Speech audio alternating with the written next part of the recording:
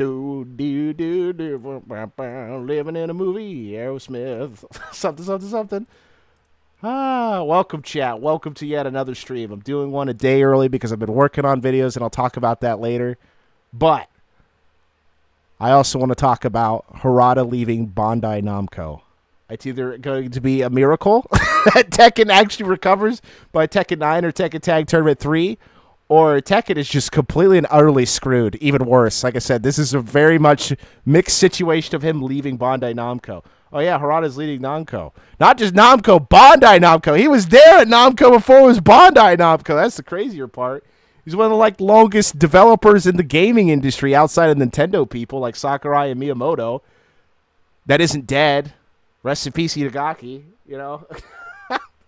Well, holy hell, man. This was also 10 days ago. I was working on other videos, but I found out about the news, the 11th? But I was so focused on the Game Awards, I just didn't mention it because I don't think there was anything from Bandai Namco there. I don't think. Maybe a game that they were publishing, but not a game that they were developing, that they had a development team for. Like they do Project Soul and Tekken Project. They didn't come up with a cool name for Tekken Project. It's called a Tekken Project. What were they thinking? But I want to go over his last tweet because it's not saying I have some controversial opinion about Harada. I just don't think people criticize him enough for stuff like Tekken 4, 6, and Tekken Tag 2. I completely forgot. So did I. Dude, when I saw this news, I'm like, oh my God, this is the greatest or worst thing ever. Right? And I got the Tekken sales up right now. And I'll be using this as evidence of what the hell is Harada talking about when he talks about some of this stuff. I'll also have a Kirby here. Let's put Kirby at the bottom left. Let's transform him. Let's rotate what? That's not what I wanted to do. Reset transformation. There we go. That's fine. Just face the wall, Kirby. That's wild to say. Face the wall, Kirby. Face the wall. Flip horizontal. Thank you, OBS. There, you can put him in the middle there. Something to see on the screen. Keep the zoomers occupied. As they listen to me ramble on. It's like, I remember from this stream was Kirby dancing in the bottom left-hand corner. Yes, but Harada gave a farewell tweet as he has decided by the end of 2025 to leave, but also be at the Tekken World Tour in 2026, which is crazy because I think this guy actually wanted to leave sooner. I think by the time the development and release of Tekken 4 in January 2024, I'm pretty sure this guy wanted to call it quits. Okay, this guy has been coasting, and very clearly Michael Murray has been making decisions that he should not be making decisions whatsoever. I'm not saying he shouldn't have an opinion, but it's very clear that his opinion is not good for the Tekken game franchise whatsoever. So Harada starts off by saying, this is also translated from a Japanese tweet, so I'd like to share that I'll be leaving Bandai Namco at the end of 2025, with the Tekken series reaching its 30th anniversary, which is insane to leave. An important milestone for a project I've devoted much of my life to. I felt this was the most fitting moment to bring one chapter to a close. That's also insane to do that. It's like revealing bad news at a celebration. Why would you ever bring bad news at a celebration? Are you out of your mind? Psychopathic behavior. Sociopathic behavior. But I guess you might as well do it now. You should have done it at the Tekken World Tour. That's what I would have done it. But anyways, as I continue on. It's weird to say that it's the 30th anniversary. Wasn't it released in 94 in arcades? That doesn't count. He's counting like the PlayStation release for some reason, which was 95. My roots lie in the days when I supported small local tournaments in Japanese arcades and in small halls and community centers overseas. I still remember carrying arcade cabinets by myself, encouraging people to please try Tekken, like it's all capitalized, and directly facing the players right in front of me. The conversations and atmosphere we shared in those places became the core of who I am as a developer and game creator. Yet you suck at Tekken. He got blown the hell out by I think it was Lily Pichu. He got blown the hell out by a Twitch streamer, I'm just saying, in his own game that he helped create. I think it was Tekken 8. It's like, Harada, you're dookie at the game, though. Is that supposed, are you intentionally throwing to make the other person feel better? That's an interesting sales tactic, actually, to potentially lose the game, so it makes a person feel good that they're winning and actually understanding the game as they play. Interesting technique. Let's see how it worked. Well, to be fair, it did work. Like I said, I'll put up the sales. My problem is Harada makes it sound like Tekken was such a small game that no one would know about it. That he has to go out of his way personally to talk to people at Japanese arcades. All right, this is the sales number that Harada talked about on a stream. 2.8 million. Okay? These games were a year apart, the first two. All right? A year apart. And a combined sales of what? 7.5 mil? Oh, just small numbers. People would have died for that number, man. But he was really good riddance, bozo. I'm very mixed because, like I said, Michael Murray under Tekken. Oh God. Like I said, I think I will probably talk about it more in Tekken 8, especially since Harada's leaving. That's huge. But those two are the troublesome twosome.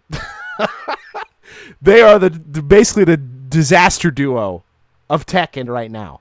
They're the reason why Tekken 7 was the way it was, too. Even though it sold well, good for you, but the updates to the game weren't that great. And the fact that you even babied players later on in Tekken 8 just proves the point that you think that simply just appeasing to a casual audience will work with every game. Okay, Tekken 7, like I said, was the most overpromoted, overrated fighting game of that generation, by far. And it's not like there was plenty of other games to really combat it. It was Mortal Kombat X was the only other one. And that came out 2 years before that Tekken 7 went on Steam.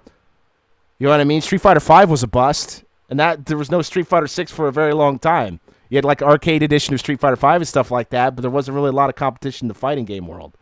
Basically in a dead spot. A dead zone, you like to call it, like Dragon Ball movie. The dead zone! Garlic Jr. But essentially, Harada thinking that this was just like a small game, like he wasn't working for the largest arcade company at the time, a top 5 company, is freaking bizarre, man. Act like your niche is also, hey, that reminds me of the Game Awards, thinking that Expedition 33 was truly an indie game. You know, if a billionaire funds something despite not being a part of a major corporation, is it indie? I think we've lost the definition of what it meant. You know, the budget, all the outsourcing and all this stuff. Yeah. Well, we had 30 developers. Yeah, 300 people you outsourced every other form of content from, and they admitted to using AI.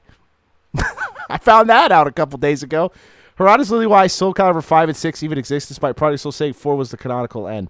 I know, we talked about that. I was going to bring that up about Soul Calibur 5 later on in this tweet, because this is not necessarily a long tweet, but understanding Harada's failures or influence in other game franchises, let alone in Tekken. That was always my biggest beef, is that people do not talk about the failures enough and over-exemplify the successes to the point that you cannot criticize them whatsoever. I almost like to call it the balloon fallacy, right? Where the achievements and accomplishments blow up the balloon, right? The person's the balloon. Their accomplishments and achievements is the helium, the balloon that keeps lifting them higher, right? Or air inside the balloon that expands them.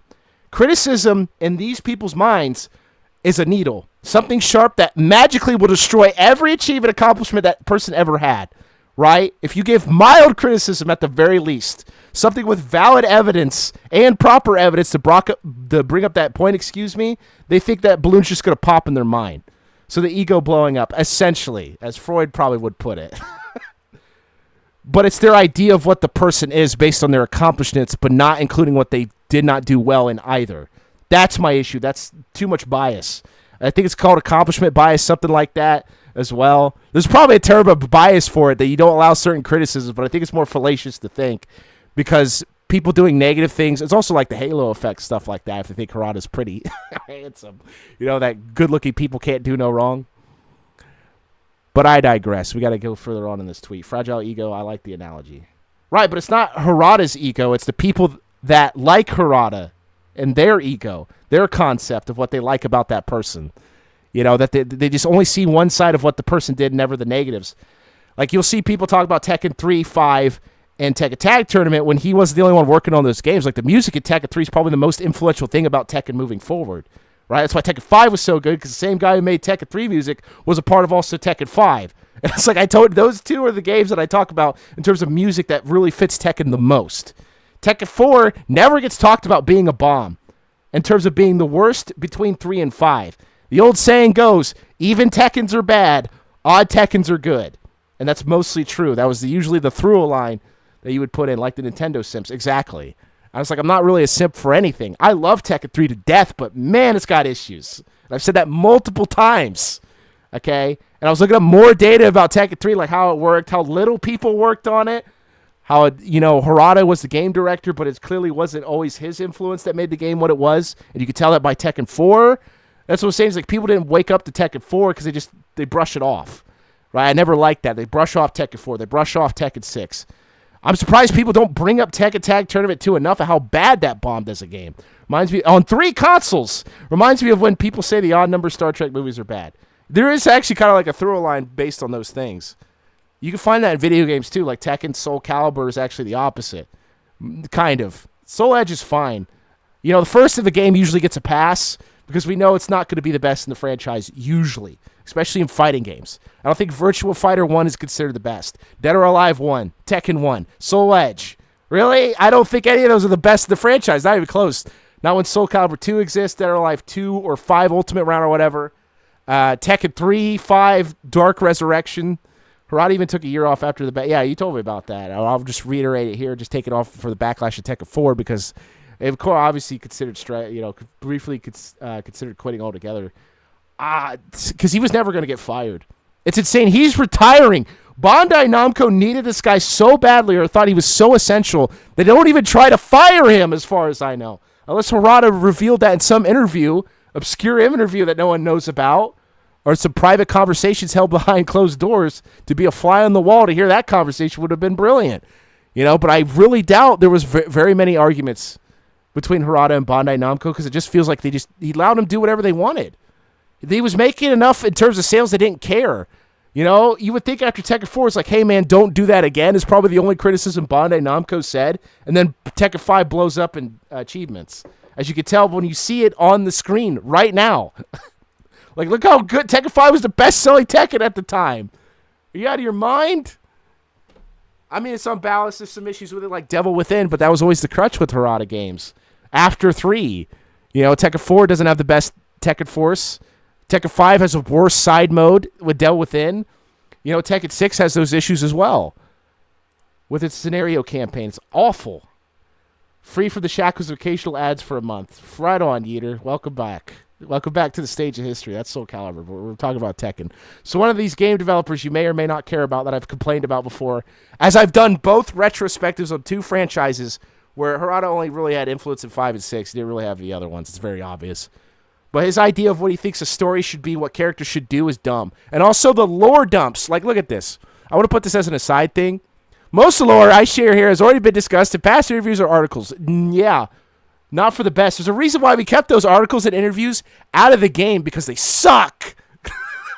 Your idea that Ogre should be on every archipelago, island, continent, country is bad because it devalues Ogre. Not only that, it devalues Jin's revenge because Ogre is just some guy now. Oh, everyone has a god on the frickin' earth. Oh, shut up. Shut up, Harada. You're only making it worse. He seems like Harada is Tekken's Kojima, right? Where he's a guy that has a vision, but clearly needs an editor. And Michael Murray is somehow double Kojima, or American Kojima in this Tekken franchise. Was like, bad idea, bouncing off another bad idea. 2 ping pong paddles throwing back a bad idea that's never changing into anything worth putting in the game. Absolutely not. Like Tekken 7, I said, was the most overrated. It's the exception. Tekken 5 and 3 very much shows that if you make a good game, people will come. Tekken 6 proved that it wasn't really that great and sold poorly despite being on 2 consoles. Okay, Tekken 5 was on 1 console. Tekken 3 was on 1 console. For crying out loud. Dude, a Tekken 3 HD version, well, they added in Tekken 5 arcade version. But if there was like an HD online where you had online gameplay, dude, I wish Fightcade had it, but it doesn't have it. It has Soul Calibur because that works on the Naomi or the Flycast stuff. I saw the Game of the Year awards. Not really fun when a single game sweeps the entire show. Yeah, we talked about that when I streamed that 7 days ago. I was thinking about making a video, but I decided not to and just focus on the Shin Budokai games and the Dragon Ball Z games that I want to do. I'll talk about later on. But Harada's insane. Like, I'm just saying this for like any developer, but not a lot of developers talk like this. I'm just gonna be honest. Not a lot of people really bring this stuff up enough, I should say. It's just a passed off comment that feels like it was nothing. Hell, I even let him run Soul Calibur into the ground. There's rumors like Soul Calibur 7. It's been 7 years. Like, we're well past the pandemic at this point. Why are you waiting so long? You're only going to hurt the franchise more. I'm only really pissed that Silksong didn't win. Yeah, Yeeter. Yeah, Yeeter. No, I'm just kidding. I'm not really against Silksong, but I was kind of surprised that Silksong won nothing. I thought it would win at least one award based on how overrated and how overpushed it was. But then Exposition 33, I said Exposition, I might as well call it that. That was a Freudian slip. Exposition 33, that's pretty good. I don't know if anyone's actually said they probably have. But Exposition 33 here talked people to death in order to win all those awards. Yeah, but I don't think it should be in Best Indie. There should be no debut indie. I talked about this on stream already. All this Game Awards just proved what I said Probably even last year when I talked about some of those categories, but I don't think this year was pretty bad. I think it was worse than last year in terms of not just the categories, but the variety and diversity of the gameplay that was shown in terms of the trailers that are coming up and also the games involved. Best Indie was supposed to belong to Silksong. Expedition 33 is not indie. They consider it indie because they were technically Sandbox Interactive, but they don't count like who's funding the project, how many people are actually outsourcing their content. It's ridiculous. Like I said, it's shills for thrills. How many ads were in freaking... Dude, there were so many games, there's no way you could play them all. I'm surprised it's not a criticism either. It's just people buying ad space. So a BS reason to slip right in. Absolutely. It won Game of the Year, won all these awards. But to be fair, the categories were terrible. We have what? Kingdom Come Deliverance 2, what? Hades 2, Clair Obscur, Expedition 33, Silksong. Doom the Dark Ages was in some of them. Donkey Kong Bonanza was for Game of the Year. It's like, dude, baby games. It's a game for babies, dude. Super Mario 64 has more complexity than frickin' Donkey Kong Bonanza, for crying out loud. That game was for kids, too, with less developers on it. Oh, yeah, Tekken X Street Fighter. Yeah, never forget. Yeah, that was... I don't think people bring that up enough. Yeah, when it does poorly, we just brush it off. But when it does well, we exemplify it. That's what I'm saying. We hold it to a gold standard to think one person's the reason for all of it. Yeah, just like George Lucas. Oh, wait, his wife edited the video, or the videos. I say videos like I've been on YouTube for a billion years. Those movies to make it better. Williams' music. Her. The actors acting. So okay, hold on. Hades 2 won Best Action, though, and Silksong for Action Adventure, so we got Best Actions of the Year. Did Silksong win one?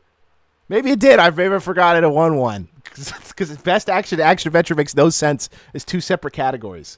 So I can play it for as long as we won at least one award. For how overrated it was, or how overpushed, arguably astroturfed, I don't know, Eater. I don't know. It should have won way more. But Expedition 33 is the golden boy. The golden child. The chosen one. I don't know why. I was just saying, like, I don't think people even played old video games anymore. We're getting to the point that I don't think people even played PS3, Xbox 360 games.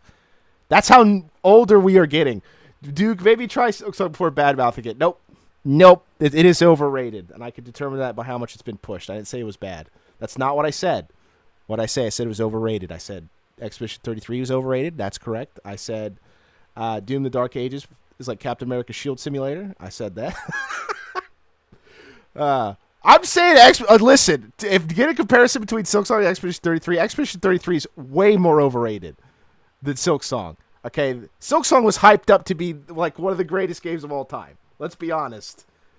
Okay, if I find all the Reddit comments or the tweets and all this stuff of the years of just like, this is getting to the level, I said this too as well, you quote me on it, Silksong was getting to the point that it's almost overtaking Half-Life 3 of a game that was never going to come out. Over Bayonetta 3. Over this. Most anticipated games are for next year, not for the year in which they came out in. That's what that category is for. All those anticipated games didn't come out. Also, I wouldn't even count Hades 2. Like I said, I would have discounted Hades 2 because it was in early access. That's not fair. That's not fair to compete a game that technically came out in 2024. Was out in early access for 7 months before 2025. 7 months. You clearly know what the game you're playing is in 7 months and waiting for updates. That's not fair. That's why I said, like, that's just like MMORPG methodology. Oh, each expansion makes the game new, therefore that game should be up for it. That's not fair. They even made a separate category for best ongoing game, which I think Hades 2 should have been on. But, it's whatever their arbitrary rules are for that year, whoever paid the most money. Harada even promised they would continue Tekken X or Cross Street Fighter after finishing Tekken 7. Yeah, that didn't turn out well. It took them 7 years to make Tekken 8. I say took. Bandai Namco is focusing on Sparking Zero, Xenoverse 2 DLC, gouging people of their prices, like every modern developer and company does these days, as I've shown multiple times. I didn't even know that 33 existed before the Game Awards came, so like what even? I talked about it on stream and did Steam reviews. Yes, you do. You just don't remember. I'm pretty sure you were there for both of those streams. I'm pretty sure I talked about Clair Obscur, Expedition 33. I also released that Steam review video. I'm pretty sure we've talked about it a few times before. I rarely talk about new games in general.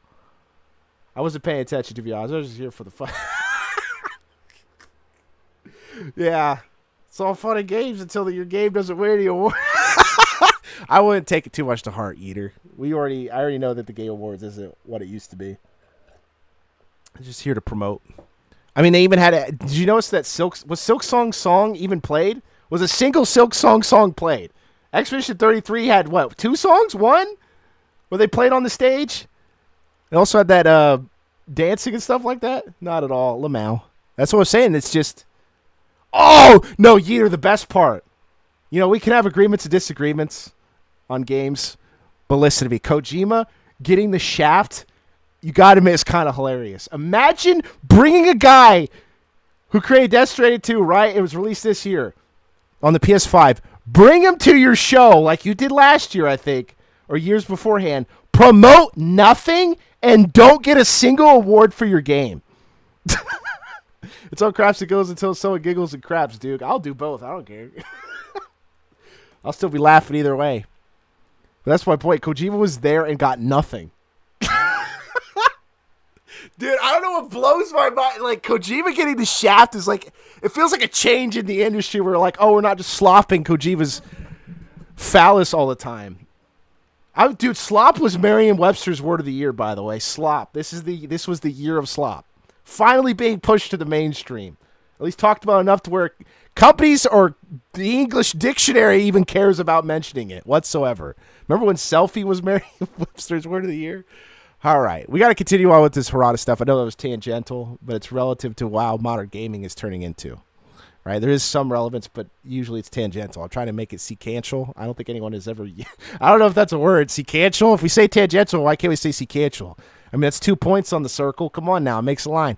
Even as the times change, those experiences have remained at the center of my identity. And even after the tournament scene grew much larger, many of you continue to treat me like an old friend, challenging me at venues, inviting me out for drinks at bars. Those memories are also deeply precious to me. In recent years, I experienced the loss of several close friends in my personal life and in my professional life. I witnessed the retirement or passing of many senior colleagues whom I deeply respect. Those accumulated events made me reflect on the time I have left as a creator. During that period, I sought advice from Ken Kutaragi. This is the guy who not promoted. He was part of the process of making the PS3 what it was in that first release here, working off a negative. He's the guy who resigned. Only the best for Jeff's friend. Yeah, nothing. Because slop is the norm now. I'm adopting the mindset of nothing ever happens. You're a chud now? Nice. Welcome to Chudsville. I'm not. Things happen. It's just they suck. That's the worst part. I think that's the apathetic take. The more realistic take is a lot of things are happening and they suck for the video game industry. There's too much slop. Too much slop is more the accurate representation. There's too many games. I've said this before.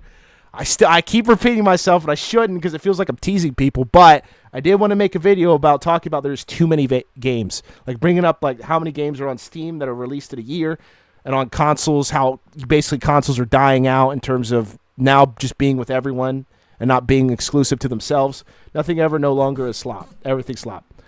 Ken Kutaragi, the co-creator of the PlayStation. Yeah, it's good. Yeah, I was saying, but if you resign, how bad the PS3 did, dude, it cracks me up. I'm just saying. What I'm pointing out is that these people that resigned did not go out on the best of terms. Is all I'm saying, right? When Ken Kutaragi stepped down, it's because of the failure of what the PS3 was at the time, how much money they spent into it, and going at a negative. I've talked about that in my video. But he did not go out on the best of terms is what I'm saying. He didn't go out like, oh, I'm the greatest thing since sliced bread. Very rarely do these people in this business get to do that. All right? I don't even know if Miyamoto or Sakurai will get that. By Nintendo fans, they will. You know, we got Slop, Streamer Slop, Slopping Off. Slopping Off? I don't even play Slop. I was so bold to even play games on consoles that haven't been touched in 20-some years. I played Uno on the Game Boy Color. You don't get to talk to me like that. You, dude, that Uno point is still good. But anyways, who I respect as though he were another father. That is an insane statement. Harada and Kutaragi are like the same age. What? It's because the PS3 lost so much money. Yeah, I know. It was running at a loss. That's what I mean by that. Running at a loss, not only when they created it, but continued to do so. It's an insane statement to make that a peer of yours... That would clearly be maybe too... How old is Ken Kutaragi? He's like 60-something, isn't he? Or was? He's probably dead, isn't he? No, he's clearly alive because he's clearly has talked to him recently. But Harada's like 50-some years old. Ken Kutaragi's got to be in his 60s, if that. I'd rather he said older brother. It might be a mistranslation. That's insane to say another father.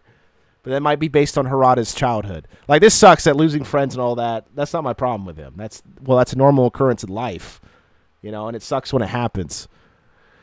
But these other issues I have with Harada in terms of his developing decisions and directorial role in Bandai Namco really did not help the business. It made Bandai Namco worse, actually. It's insane. It's like as soon as they merge together, everything's corporate now. His words quietly supported me in making this decision. Well, dude, you're in your 50s. Like, you act like I got so much more to give. Open a tab, genius. Look, I got a tab right here. Open a tab at the bar. Over the past 4 to 5 years, I've gradually handed over all my responsibility. There you go. This is the important text right here, and pertinent. Over the past 4 to 5 years, I've gradually handed over all of my responsibilities, as well as the stories of world building I oversaw, to the team, bringing me to the present day. He means Michael Murray, who was executive producer, I do believe, on Tekken 7, which is why we got the stuff at Tekken 7. Don't trust Grok or Google. Use DeepL instead. Our brains are gone. Our brains are shrinking. Mine's still here. That's why I could point things out. When I start becoming apathetic to everything, that's when you know my brain has shrunk. Pea-size, infinitesimal. But this is the most important sentence of this entire thing, probably. I gradually handed over. What were you even there for then? How gradual is over 4 to 5 years? Like, everyone's Miyamoto in the business now. Everyone's just, dude, that Miyamoto interview is so good. I play the game for like an hour. I don't beat it. And I just like, yeah, it's good enough. Sell it. I know it's paraphrasing, but the fact he's like, yeah, I don't even beat the games that I'm playing to test. I'm just like, yeah, it's good enough for me. Whatever. I don't know. And I said this before, with the guy developing the game or overseeing it in some way, shape, or form, it might as well just be a consultant role at this point. But they don't publicly state that all the time. Is saying like, oh yeah, I created this franchise. Who cares now? It's like, yeah, how am I supposed to care as the fanatic or the fan or someone with a slight interest in playing this game? Okay. Looking back, I was fortunate enough to work on an extraordinary variety of projects, VR titles. I like how he just names Flop, Flop, and Flop, right? And when he says Soul Calibur series, he means 5 and 6. So Summer Lessons flop, Poké Tournament I would consider a flop, waste of Bandai Namco resources. That was just to jump on the Pokemon train, and he did it for the Wii U. DeepL is great, better for Japanese than Google Translate. I don't think it's completely and utterly wrong. I'm just saying there might be a few words here that are just like, what? I don't know exactly if this was translated from that, though. It might be from Grok. I don't know. Elon Musk's AI system here. As I go forward, each project was full of new discoveries and learning, and every one of them became an irreplaceable experience for me, I bet. To everyone who has supported me, to communities around the world, and to all the colleagues who have walked alongside me for so many years, I offer my deepest gratitude. I'll share most about my next steps at a later date. Thank you very much for everything. Postscript. Although I will be leaving the company at the end of 2025, Bandai Namco has asked me to appear at the TWT Finals at the end of January 2026, so I expect to attend as a guest. It's insane. Oh, wait, hold on. I got to keep going. For 30 years, I kept saying I'll do it someday, and never once performed as a DJ at a tournament event. So instead, I will be releasing for the first time and last time a 60-minute Tekken DJ-style non-stop DJ mix, personally edited by myself together with this announcement. Listening to it brings back many memories. Thank you again sincerely for all these years. Interesting. Flop, slop. Grievous. General Grievous. Grieving gratitude. All right. I don't know if he doesn't seem necessarily happy that he's leaving, but it's like I said, for the autopilot. I like it just finally admitting, yeah, I was on autopilot. Who cares? But Harada was like that. He always liked being bold and brash, the Squidward would say, or something. More like belongs in the trash or whatever. Like the big fish with the mustache. He says, more like belongs in the trash. Oh, yeah, speaking of Silksong, we got the DLC announced already. DLC of a DLC? That's a guy. I love that meme. I'm just going to keep saying it. DLC of DLC? Well, no, dice did. That just gets Silksong fans upset. Harada does music. Yeah, I'm going to let you know he had influence in the music department, but not as great. Yeah, that's why Tekken 4 sounds the way it does. That's why Tekken 3 and 5 are the better soundtracks. Yeah, I'm going to guarantee you he had some say in how the music was going to be done in these games, which is why they turned out the way they were. Maybe someday. Someday, love will find you, take hold of things and bind. Oh, no, separate ways. But yes, Harada's finally gone, but this might be the worst decision ever. Worst timing. Okay, doing it after a game flops in comparison to Tekken 7. Having the most backlash ever for a modern game, right? Tekken 8 has more backlash than Tekken 7, Tekken 6, and Tekken Tag Tournament 2 combined. Hell, I'll put Street Fighter X Tekken, Cross Tekken in there as well. All those games combined, in terms of the backlash you got, was nothing like this game. Nothing like Tekken 8. And not only that, Harada's sitting here going on Twitter, espousing random lore that he's so-called compiled, and deciding to drop it in 2025 out of nowhere after decades of lore being in the game or just not putting it in the game. Magic Conch Shell, will the Fang ever run any perks? Magic Conch Shell, will Michael Myers stay in the game or they actually lose the license for it? No. Yes, they will lose the license. Playing Harada's playlist will be ass. I'm not saying that. I'm just saying that he's not the best at mixing music, I would say. Okabe and the other dude that worked on Tekken 3 and 5 clearly know what they were doing. Like I said, there was an argument. I know Wikipedia was the source, and it's not the best source. Hold on, I'll show you. Let's look at it. Look at those. Yeah, look at those sales. Look at Tekken Tag Tournament. So you can see the logos on top of the bar. Tekken Tag Tournament 2 had the lowest sales in the history of the games. Like, Harada should have been fired there. I'm just going to say, Harada should have been fired there. But no, Tekken 7 has to do well, and they think, oh, it must be because it's a good game. That's the exception to the rule. I'm just going to tell you that right now. By far. Hold on a second. Tekken 3, yeah. Hold on. Let me show you like this Tekken 3 article that they were talking about in terms of development for the music. Right? Where Harada straight up didn't. He was a boomer. He's a boomer. Let me read this to you. All right?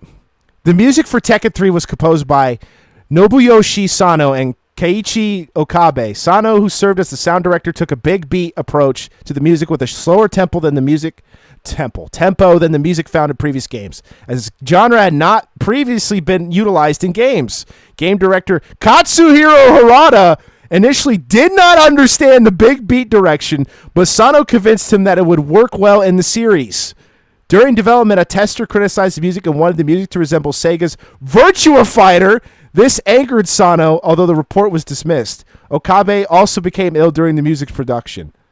If you want to talk about a dude who's so out of touch, he still wants the same, like, Sano worked in Tekken 2's music, didn't he? This is the guy who made Ridge Racer music, and you're telling him, nah, it won't work. Are you stupid? That's what the virus chapter literally is the reason why DVD is still alive today. Yeah, great. You're seeing the downfall of one of your games that you liked in real time. How does it make you feel? Harada also confirmed a tweet that Heihachi has 19 illegitimate children. I know that. The ogre thing where every continent, island, archipelago gets its own ogre. You are devaluing the game and you don't care. That's why I said he's Kojima. But he wasn't so public about it. It's like, oh, I talked about this in interviews. Where? Apparently they weren't famous enough to get reported on, but I think people just like, oh, Tekken's already wacky, who cares? You know what I mean? They didn't take it seriously because they knew it was wacky. It makes you frustrated. It's like, yeah, until it gets serious, and then everyone's like, oh, wait a minute. Holy hell. Which games did he work? He worked on Tekken. Yeah, this is the guy that made Tekken. All PlayStation 1 version arrangements with various others, PS1 version arrangements with various others, PS1 version music with various others. This guy was carrying this franchise. I think he did Tekken 5 as well. And Tekken 5. The console versions are some of the best music. Okay, holy hell. Are you serious? No, a big beat won't work. Tekken 3 is one of the greatest soundtracks of all time. Two of the greatest soundtracks. I'll put them both up there. Not because of bias. They are that good. Like, these two literally carried Tekken. Notice how Tekken 5 is not in here. Like I said, it's crazy how I deduced that without actually looking this up because there was clear and present definition of change in direction. Why is Tekken 4 sound the way? Dude, Tekken Tag Tournament I noticed there, and I criticized it. I'm like, this music's goofy, and there has no place in this game. Right? I understand this is a spin-off, but the music is still supposed to be serious. All right? Unless there's exceptions gone. You know, I'd make exceptions for probably every Tekken game. You know, Tekken Ball is fine. Or Tekken Ball and Ball is fine to have goofy music. But Ball's music's really good. You know? Hell, look at this. Even the arcade and PS2 version was done by Okabe. And Sano did. I'm pretty sure. Did he do Tekken Tag Tournament as well? See, notice how 4 is not in here. You had two of the guys that made Tekken famous through its music, and you're just like, nah. Because let me tell you, as someone whose first Tekken games were 4 and 5, expect more serious stuff moving forward. Yeah, they gave that up in Tekken 4. They're like, oh, Paul's down on his luck because technically he's the one who won, or not, well, technically won the tournament, but beat Ogre's first form, he should be able to get all the money, the prize he does. He's rich, but he does. I don't think he owns the Zaibatsu at that point. The High School Musical sounding track at Tekken Tag Tournament 2. God. Yeah, for Tekken Ball, that was so horrendous. It's like it's not funny. Like it feels like a Japanese inside joke, and it's just not funny, especially when you translate it to English. He's responsible for Ridge Racer 5's music? Dude! Holy hell, man. Draken Guard. I don't know if Draken Guard has really good music, but holy hell. Like just Tekken 3. He's responsible for Tekken... Oh, arcade version of Tekken 7's music. Oh, God, he was in Tekken 8's music, too? Bruh. Barely anything, though. Notice how he's in barely any projects. One song. Only the arcade version of one song. Crazy. Was he in Tekken 6? No, he was not. He was in Tekken Tag Tournament 2's, though. Oh, God. Where's Tekken 6 at? Hold on. Ooh, not in Tekken 6. There's Notice how they even get... Dude, wow, I didn't know it was this much of a pattern, but it makes sense. You could tell the difference between the music direction based on who was involved, and these two guys were like the originators of Tekken music, or at least the well-known. Oh, he was in Tekken 6. Okay. One of them was. But neither of them was in Tekken 4, and explains why that music's so debonair. Derivative. Probably recycle track at that, yeah. It's very rare that you see a remix of a soundtrack be better than the original, arguably, and that's what Tekken 3 did. Insane. That's what makes 0 sense. Yes, Eater. I said that before, but Dead by Daylight is done. Did he look at High Wars? Wait. Dude, this game wasn't even talked about at the Game Awards. Was this DLC? Bruh, dang. Look how little there is. Oh, yeah, well, I mean, it's pretty little for a Nintendo game, but... Oh, it was a good game. No one played it. All right, thanks for stopping by. That always cracks me up. What does the green mean in this? Soundtrack composer. Yeah. Tekken 3. It's crazy. I can't even click on Tekken 3. That's insane. Can't even click on the game. But that's where Harada's heading now. Out of the company. And we're going to have Michael Murray. The guy said, why do you sidewalk when you could just block and punish? It's like, did you even play Tekken 4 where literally you press one button and you're sidewalking? Sidestepping is sidewalking. It's all one motion, which was changed. By the way, Tekken 5. Because automatically going into a sidewalk sucked. Like, it should be double tap to go into sidewalk, not immediately go into it. But, I mean, when you have, like, Hell Sweep and stuff like that, it kind of negates the whole point. Especially compared to Soul Calibur, which was the first franchise to really do that. For Bandai Namco, or specifically Namco, was to realize, oh, you need to do horizontal attacks when they're trying to sidestep, and you do vertical attacks, which is specific to that. The problem is, in 3D fighters like Tekken, having so much tracking, it becomes basically useless to sidewalk or sidestep. And you could probably thank Michael Murray for that. That's why Tekken 8... I was watching a video of Tekken 8 way before, like months ago, looking up the frame data between Tekken 7 and Tekken 8 and how they nerfed Tekken 8's movement. It's like you nerfed the one thing that was good about Tekken. Do I want to play Virtua Fighter? No. Do I want to play Dead or Alive? No. I want to play Tekken, for crying out loud. God, stop nerfing the Mishimas to death and learn why they're good and how to balance them properly. No one knows how to balance anything anymore. Everything's just like, every update's like, nah. Well, actually, Street Fighter 6 is probably doing okay, especially relatively compared to Tekken 8. I don't think Street Fighter 6 really got that much backlash, if any at all. Better yet, it was probably more praised than Tekken 8 ever will be, let alone Street Fighter 5. All right. I think we're done with Harada here and just talking about the other stuff. Like I said, I just think Harada gets too much credit and not enough credit for guys like Okabe, Sano. I think there was another writer, because when I went to Tekken 3 and looked it up, I was like... See, there's two, like, Masahiro Komodo does not get enough credit for Tekken 3, right? Everything seems to be given to Harada because he was on the project. He was game director, right? He gets all the credit, and it's not really fair to these other guys.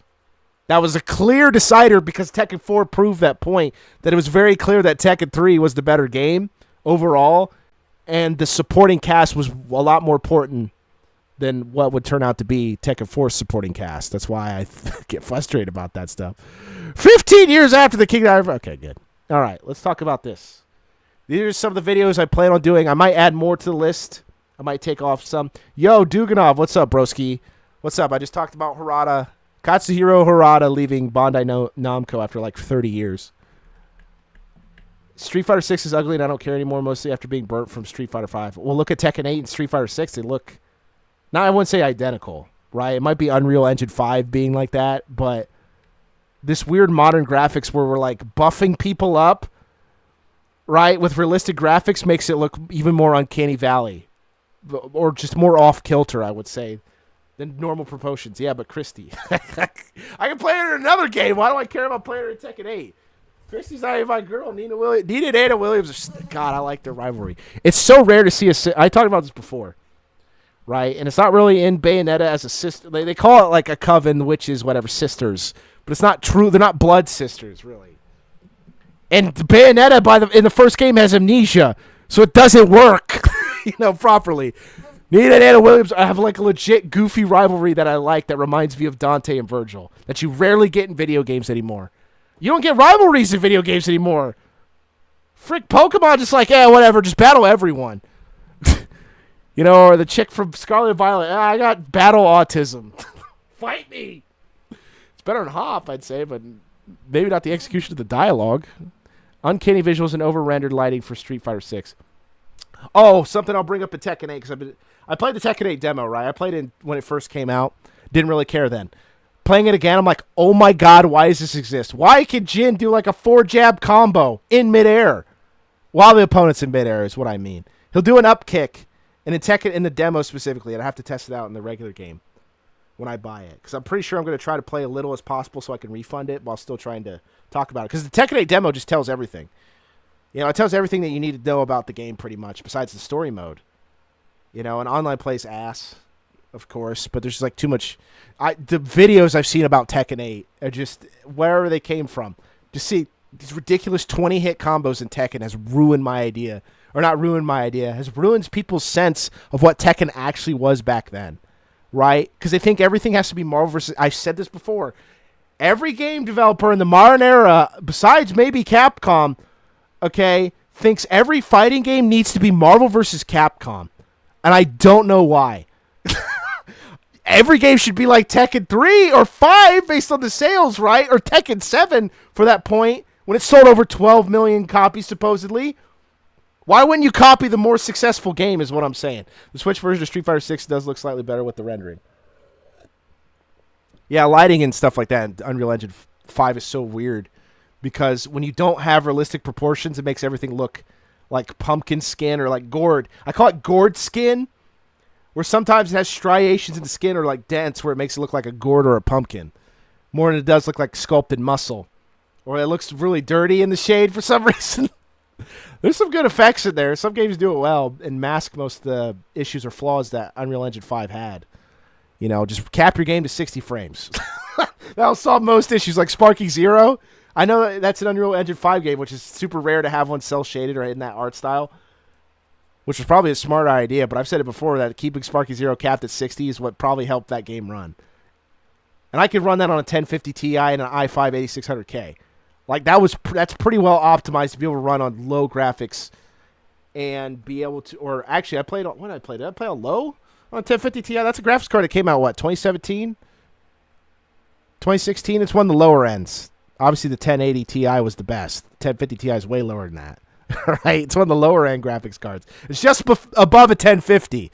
I had 4 gigabytes of RAM in that? 3? It was terrible, but it ran Sparking Zero. Street Fighter 6 is Resident Evil engine. That's right, that is Resident Evil. God, I forgot about that. That's why it looks weird too. Oh, yeah, Leon Kennedy coming back for Resident Evil 9. I talked about that too, and I'll bring that up briefly again. Apparently, Ada Wong's going to be in that game too. It's like, so they decided to remake. So I'm trying to put 2 and 2 together here. To why they decided to make the Resident Evil engine the way it is today, right? So they made the remake because they knew even back then, which is what 2023, March 23, 2023, somewhere around there. I think that was when it was released. That they knew, or 2024 or something like that. That they knew that they were going to use that engine again for Resident Evil 9, obviously. But because they also wanted to remake Resident Evil 4 again in a different way. We have a blonde girl that was clearly presented in the first trailer. There was no Leon and no Ada, if I remember correctly, from the first trailer from the Game Awards last year, right? Because that's where they promoted it. There was a bunch of Capcom stuff last year. We complained about that. I strictly remember that. That was insane. Because they also did Monster Hunter Wilds and stuff like that. So, dude, what games do you plan on playing in the future? These. I don't know. I'm so bad at wanting to play new games. I'm getting close to monetization, right? The first step for Super Chats and memberships. I have the watch time hours. I have no issues with that, right now. I have completed it for several days. I mean several, I mean like 5. But it's trying to get the subscribers to come in. So I am trying to get more subscribers for doing the Switch 2 video because I do want to talk about this because I already did multiple Switch 2 videos. Right? I've done 2. I did the first one. I talked about the price and then the disaster that it was on the launch after a month it came out. I've already done Shin Budokai and Shin Budokai Another Road, which I did have to re-upload, which I'll probably keep doing that methodology because the trick is now is to use up the first notification, right? See how many people come in the first hour or two, delete it, and then see the second notification used for it again. And it seems to be working at 7 p.m. Eastern Standard Time. What about Bible Black? Good one. I don't like Dispatch. That's no offense to people that like Telltale games or people that decision-making games, and I know they make good stream games.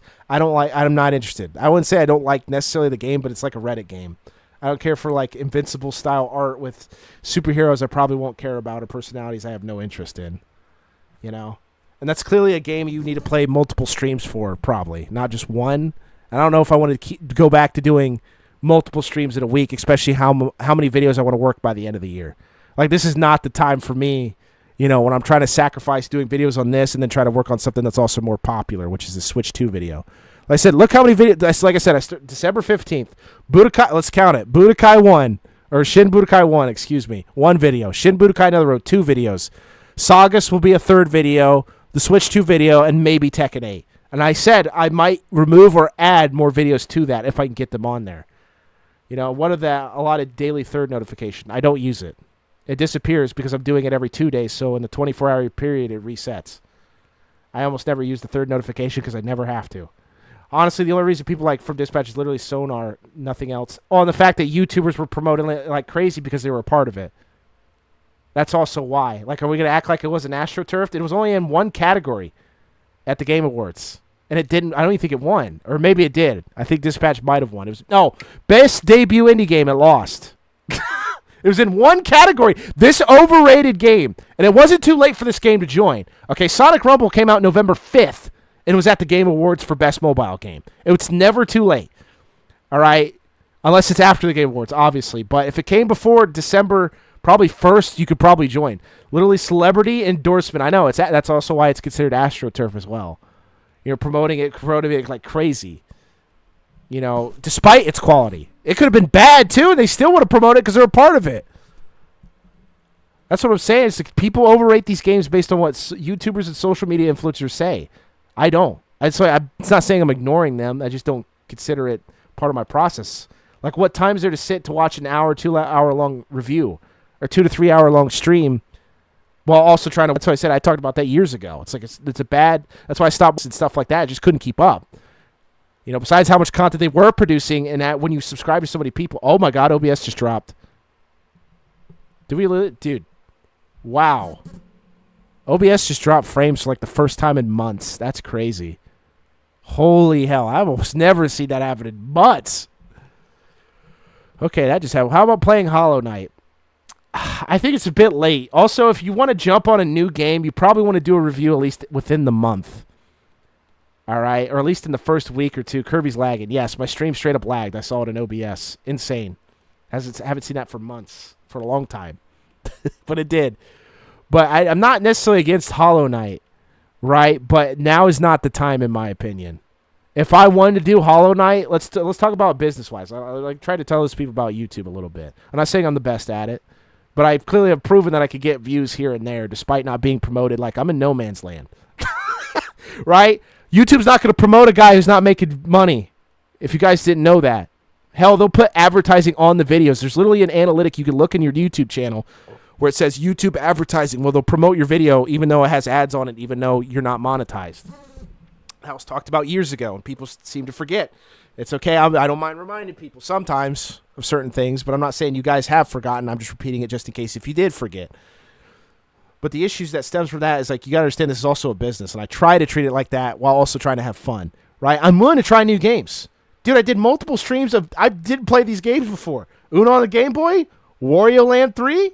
Are you kidding? I didn't play those games before, but I also want to play games I like and know I'm good with, right? Because that takes longer. If I don't recognize how the game plays or whatever, it's just going to take longer to do a review on it, especially if it's an old game I've never played, right? Like how much, the question you should be asking yourself, how much can I learn of this game by playing it or researching it as well? And researching it as well. It could be and or in that case. I was saying, I don't need a complete Tekken 8 story to know it's good or bad. I can watch cutscenes to prove that point because I already played. In the demo, you could play the first chapter, so I already know what it's like. I mean, I watched the Tekken 8 cutscenes when it came out. I might watch a little bit more for a refresher, but I already know what happens in the end. Jin wins. That's what matters. Like, sorry, these side characters are just here for show. They're not here for substance. Like I said, Tekken just became one big play, right? But it's nowhere as good as Shakespeare. You know, and I can't think of the worst play in my mind. Maybe that it's kind of like that. What is that? That 3D version of Cats, not the original play, but the one, the one with the weird freaking graphics and the one where they had the human faces on the cats and they melded together with CGI. Awful. But yes, but these were mostly the main 4 and maybe a 5th video to work on. Like I said, these take a while to edit in comparison to how well easily they could be recorded. Like Shin Budokai and Shin Budokai Another Road took an hour and maybe 50 minutes to record, but I'm cutting all that down too because I think it doesn't work for the video that I'm trying to present. Like the battles are especially cut down, but if I'm saying something during that battle that I think is funny or important or relative to what I'm talking about, I put it in. Oh god, that over 70% of modern Mortal Kombat players never go online. Yeah, because they wanted the story mode. I knew that. I knew that's what every fighting game was going to end up being. When I saw it from Mortal Kombat X specifically, it's like it's doing well, it's selling well. You see it in other game franchises, especially in trailers, that this is what they're going for. They want that type of story mode, but not understanding why it worked for Mortal Kombat, but not for Tekken. They didn't get that. Like pre-runner cutscenes, not the same thing as in-engine cutscenes, the way they did them in Mortal Kombat. That's what was really impressive. And I like Mortal Kombat 9, right? It's kind of like the way I say it with Kingdom Hearts 1. I like the story and the concepts, okay? But the execution's a bit whack in some degree. And the inclusion of all these characters, you know, was pretty well done for what's like a reboot of the franchise. Because Mortal Kombat was like, I wouldn't say it wasn't nothing, right? But acting like it was as great as Street Fighter 4 or Tekken 5, you know, Mortal Kombat was in the dumps. They had the Shaolin Monks game, which I've heard is pretty good and saw some gameplay of, but that's a co-op. It doesn't play like a standard fighting game. It's more like a beat-em-up game. Is there any PS2 games you haven't played, Duke? Yes, I can confidently say that. There's probably 9,000 PS2 games I haven't played. I haven't played Final Fantasy X or X-2. RPG is not a good idea to review right now. I learned that. See, the thing is, I knew that my Rayman video probably wouldn't do good because I knew I wasn't getting a lot of views. But I was willing to sacrifice that because I like that game a lot. Right, and maybe it's a gem of my channel that people will appreciate later on if I start growing even larger. But I took that L on that one. I took the L on any video that I knew probably wasn't going to get views, but did it because I liked it. You know, Tekken 1 and 2 videos did well, actually, when they started out, so I don't really take the L on that one. Terrordome now, yeah. Most of them just watch cutscenes. Why not? The gameplay's not really that great enough to keep your attention over 9,000. Well, yeah, because there's over 9,000! What? Over 9,000? Yeah, over 8,000, over 9,000. Yes. Because the PS2 library is, I think, the largest of any video game console ever made. And there's too many. Well, there's a lot of those are sports games. You know, a lot of other stuff that's in there. Sports games are a lot. It's just being released every year, and multiple companies were doing sports games at the time. You know, there's less than 2,500 PS. What? What? Let me look this up. Hold up. Was I wrong the entire time, just spewing stuff out of my ass? Were I just spewing it? Spewing it. Was I just dumb and forgot I was looking at something else? Well, as 1,800, holy, what did I overestimate? What did I see that had 10,000 games? 3,467 video games released on PS2 from 2000 to 2020.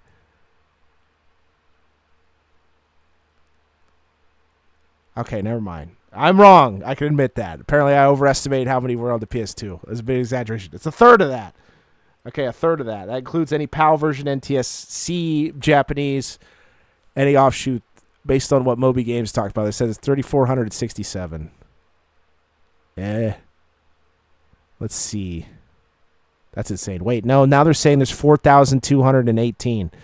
I'm getting different numbers here. Like, I'm getting... There's a video that says 4,200. There's a website that says 3,467. The only games I can think of is Spider-Man movie tie-in game and the Teenage Mutant Ninja Turtles 2007 movie game on the PS2. Movie games were usually not the best. Spider-Man 2 is like the exception in some cases.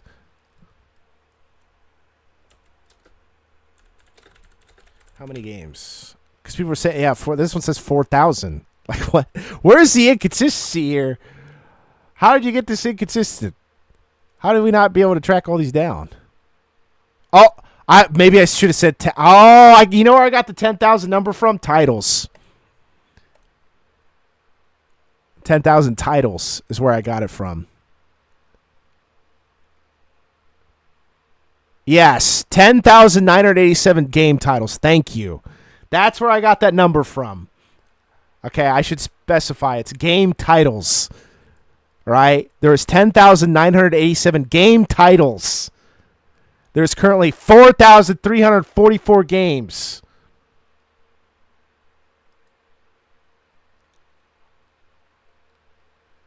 There we go. That's much better.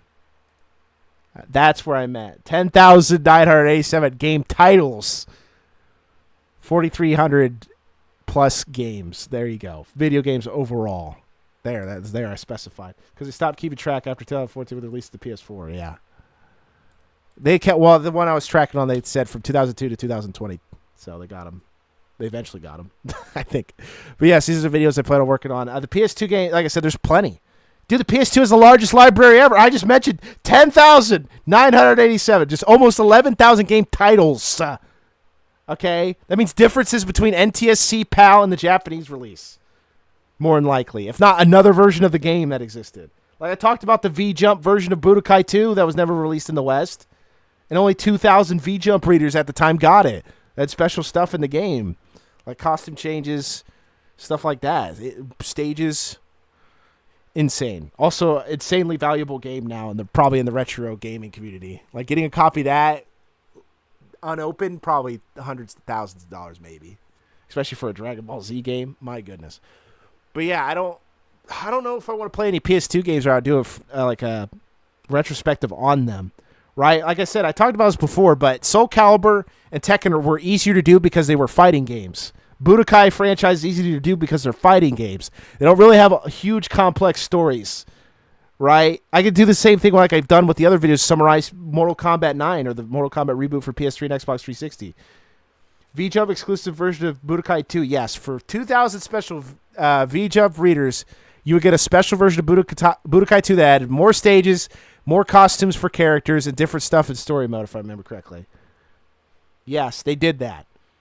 I put that in the video. I didn't talk about all like the Budokai 3 versions of the game between PAL and all that. I wasn't going to do that. I usually talk about the NTSC version, obviously. Right? I'm talking about the American version of the game. The North American version of the game. How about any PS3 games, dude? Plenty. There's plenty of games I haven't played. Dude, I barely played any of those N64. Well, no, I played them more like when I started getting emulators, but it's more about I didn't play them when I was young. You know? PS3 games, let's see, off the top of my head that I didn't play. Okay, I played a lot more PS3. No, that's not true. I just had the PS3 for longer, I guess. Because I already told the story where I sold my stuff off for chump change, like selling my childhood. I already talked about that for the PS2. But the PS3, I saved it. But like I said, there's still a lot of games I haven't played on the PS3. We could probably look at you want me to look at a list for you? Like, you could probably name it. I probably haven't played it. I played the first 3 Uncharted's. I played the first 3. I played all the Assassin's Creed up to Assassin's Creed 4, which was on the PS3. What else? Oh no, not Rogue. I didn't play Rogue. I think that was on the PS3. But let's see what other games. I actually played the Jak and Daxter remasters for the PS3.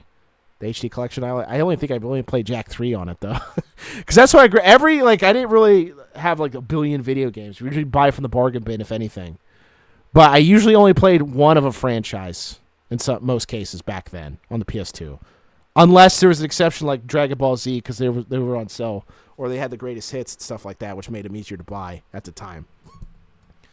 Or I played them at someone else's place. Like I've talked about before, my cousins usually had multiple consoles and multiple games in which I played from, which is where I got, played the GameCube, PlayStation 1. I've already played PlayStation 1 before, but more so on that over there.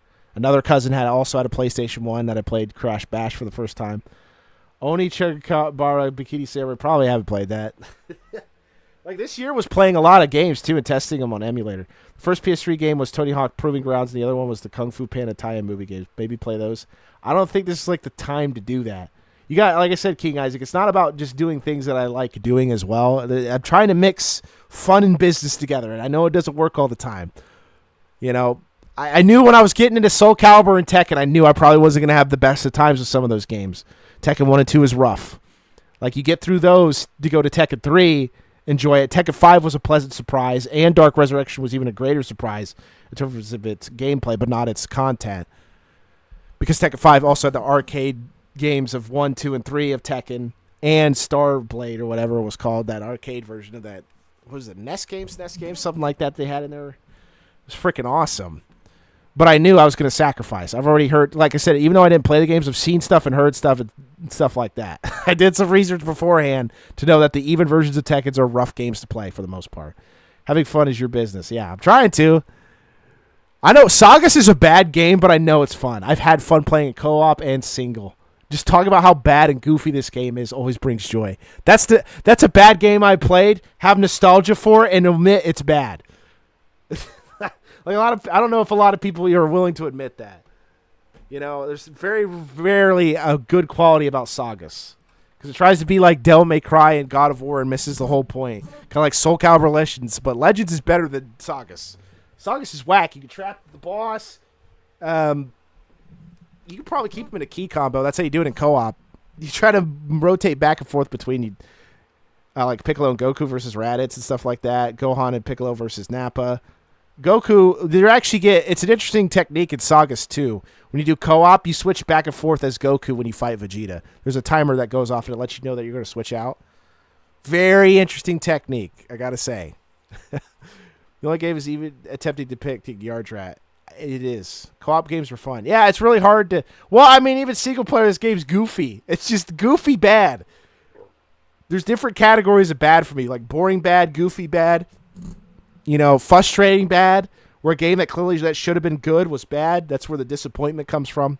Even if you can have little expectation, it still ends up poor. That's also a problem a lot of people don't talk about enough usually. But yes, I don't really plan on doing like some crazy stuff. I got to talk about the Switch too, at least. If I'm good, I can't sit there and complain that the algorithm's not promoting me if I'm not trying to at least do some popular videos. That is an L I'll take. You know? Oh no, my soul. You know, no, I felt soulful complaining about Metroid Prime 4. The only Dragon Ball game on the Xbox. Remember the Dragon Ball Xbox Connect game for the Xbox 360? Dude, they just didn't know what to do. Like, there is a very clear split when Tenkaichi 3 came out and every game after that having no idea how to do combat, story, or characters anymore. It is insane the difference between Tenkaichi 3 and every Dragon Ball game after that.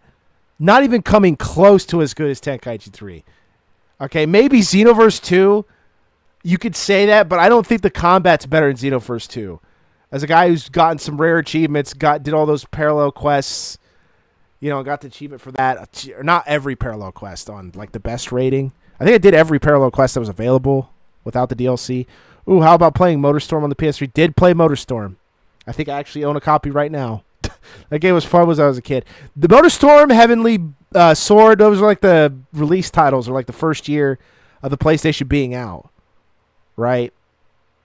Those were like the titles they were trying to sell the PlayStation on. I've talked about that before in my PlayStation 3 video. Super Dragon Ball is actually based on the manga. I wouldn't say it's a good thing. I don't know, man. I just don't know what they wanted to do with Dragon Ball. They clearly lost it. They lost the magic after Tenkaichi 3, and then we got Reiji Blast. I played Reiji Blast 1 and 2. I played Ultimate Tenkaichi. I've played, like, this year and tested them because I figured I was going to do Dragon Ball. I tested them back in August because I knew, and I think I talked about it back then, because I knew I was probably going to eventually get to Budokai, right, when Tekken and Soul Calibur were done. Well, you already played MotorStorm? Did. Well, there goes my suggested. Well, you want to review games that have been played before, too. You know, that's why I talk about it as well.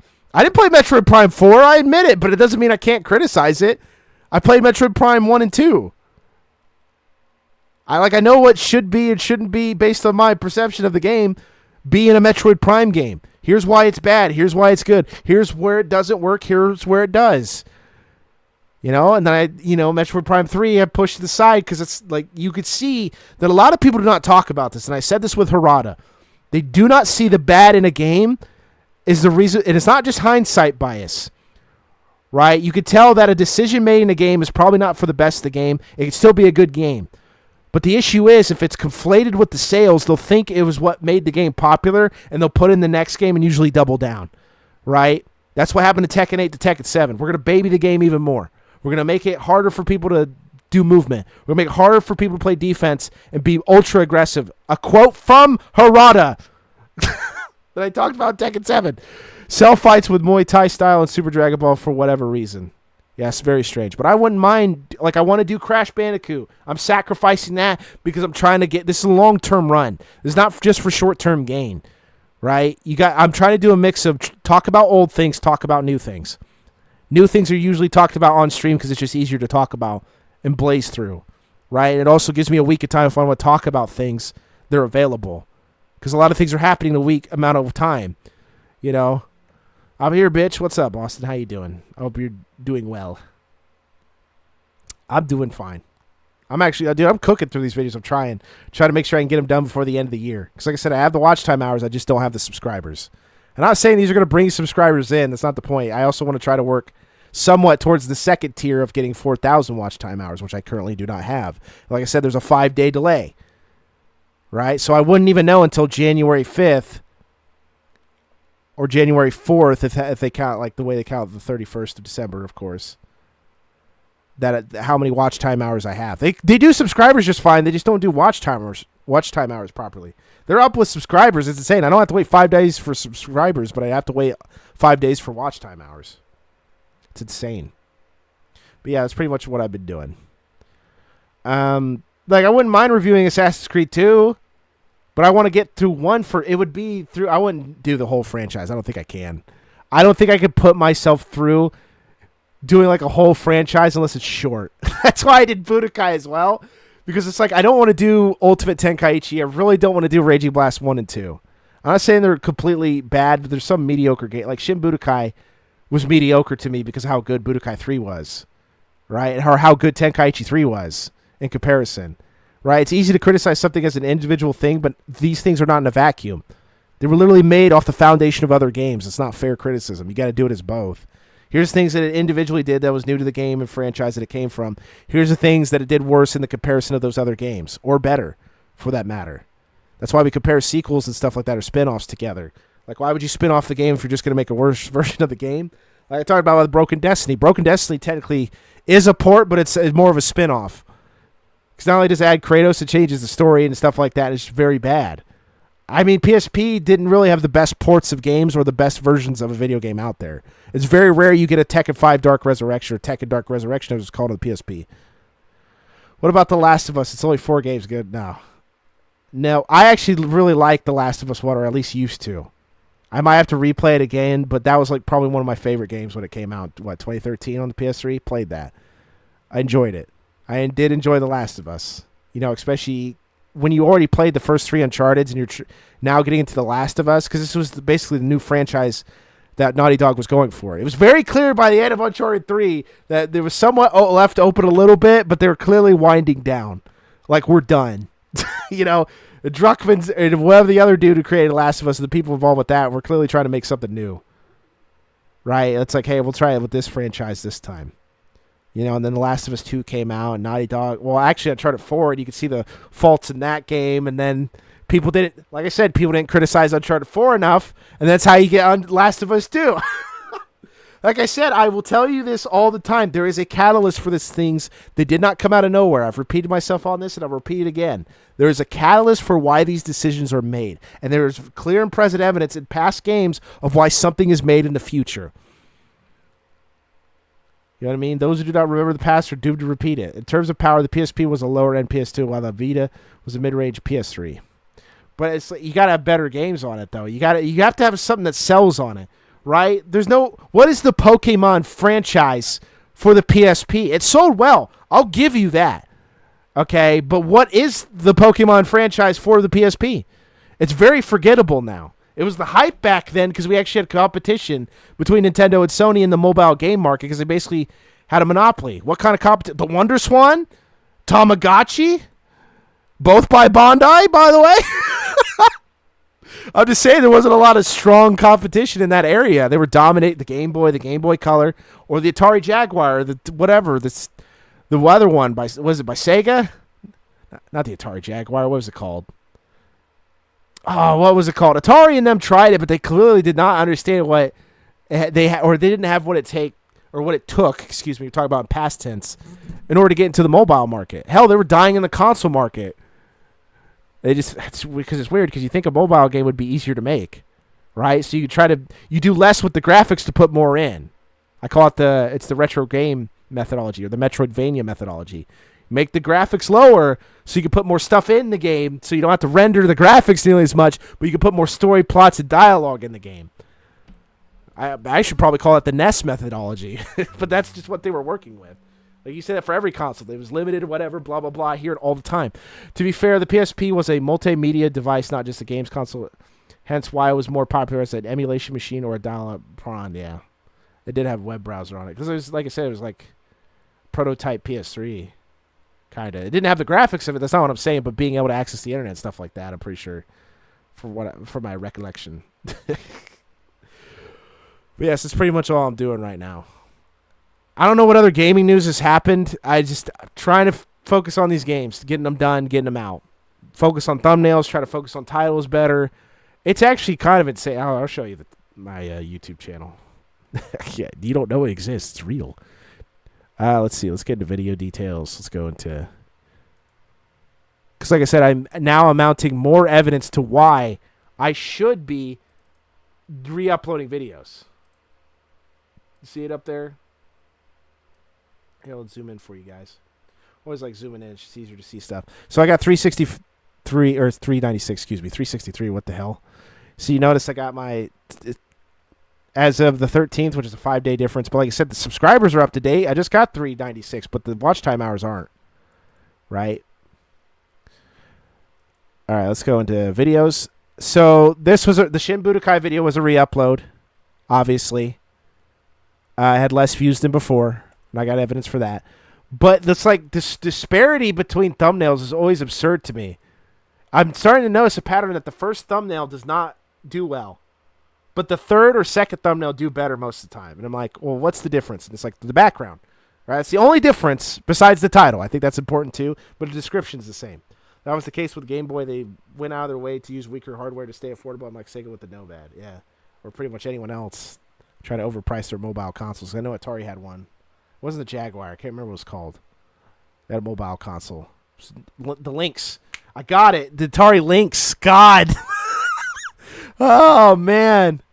Well, it was Sega had one, too. I think it was a mobile console. One S&K. I think we talked about it before. We were looking up stuff on eBay and stuff like that. But it's very clear that Vegito didn't work on the Budokai 3 video. I always see every version you post. Well, thanks. Somehow, Lynx. Yeah, I got it. The stream caught up. I remembered it. It's an animal. I always do that. Jaguar, cat. Some type of big cat. But you notice how it's from recommending my content, too, and stuff like that?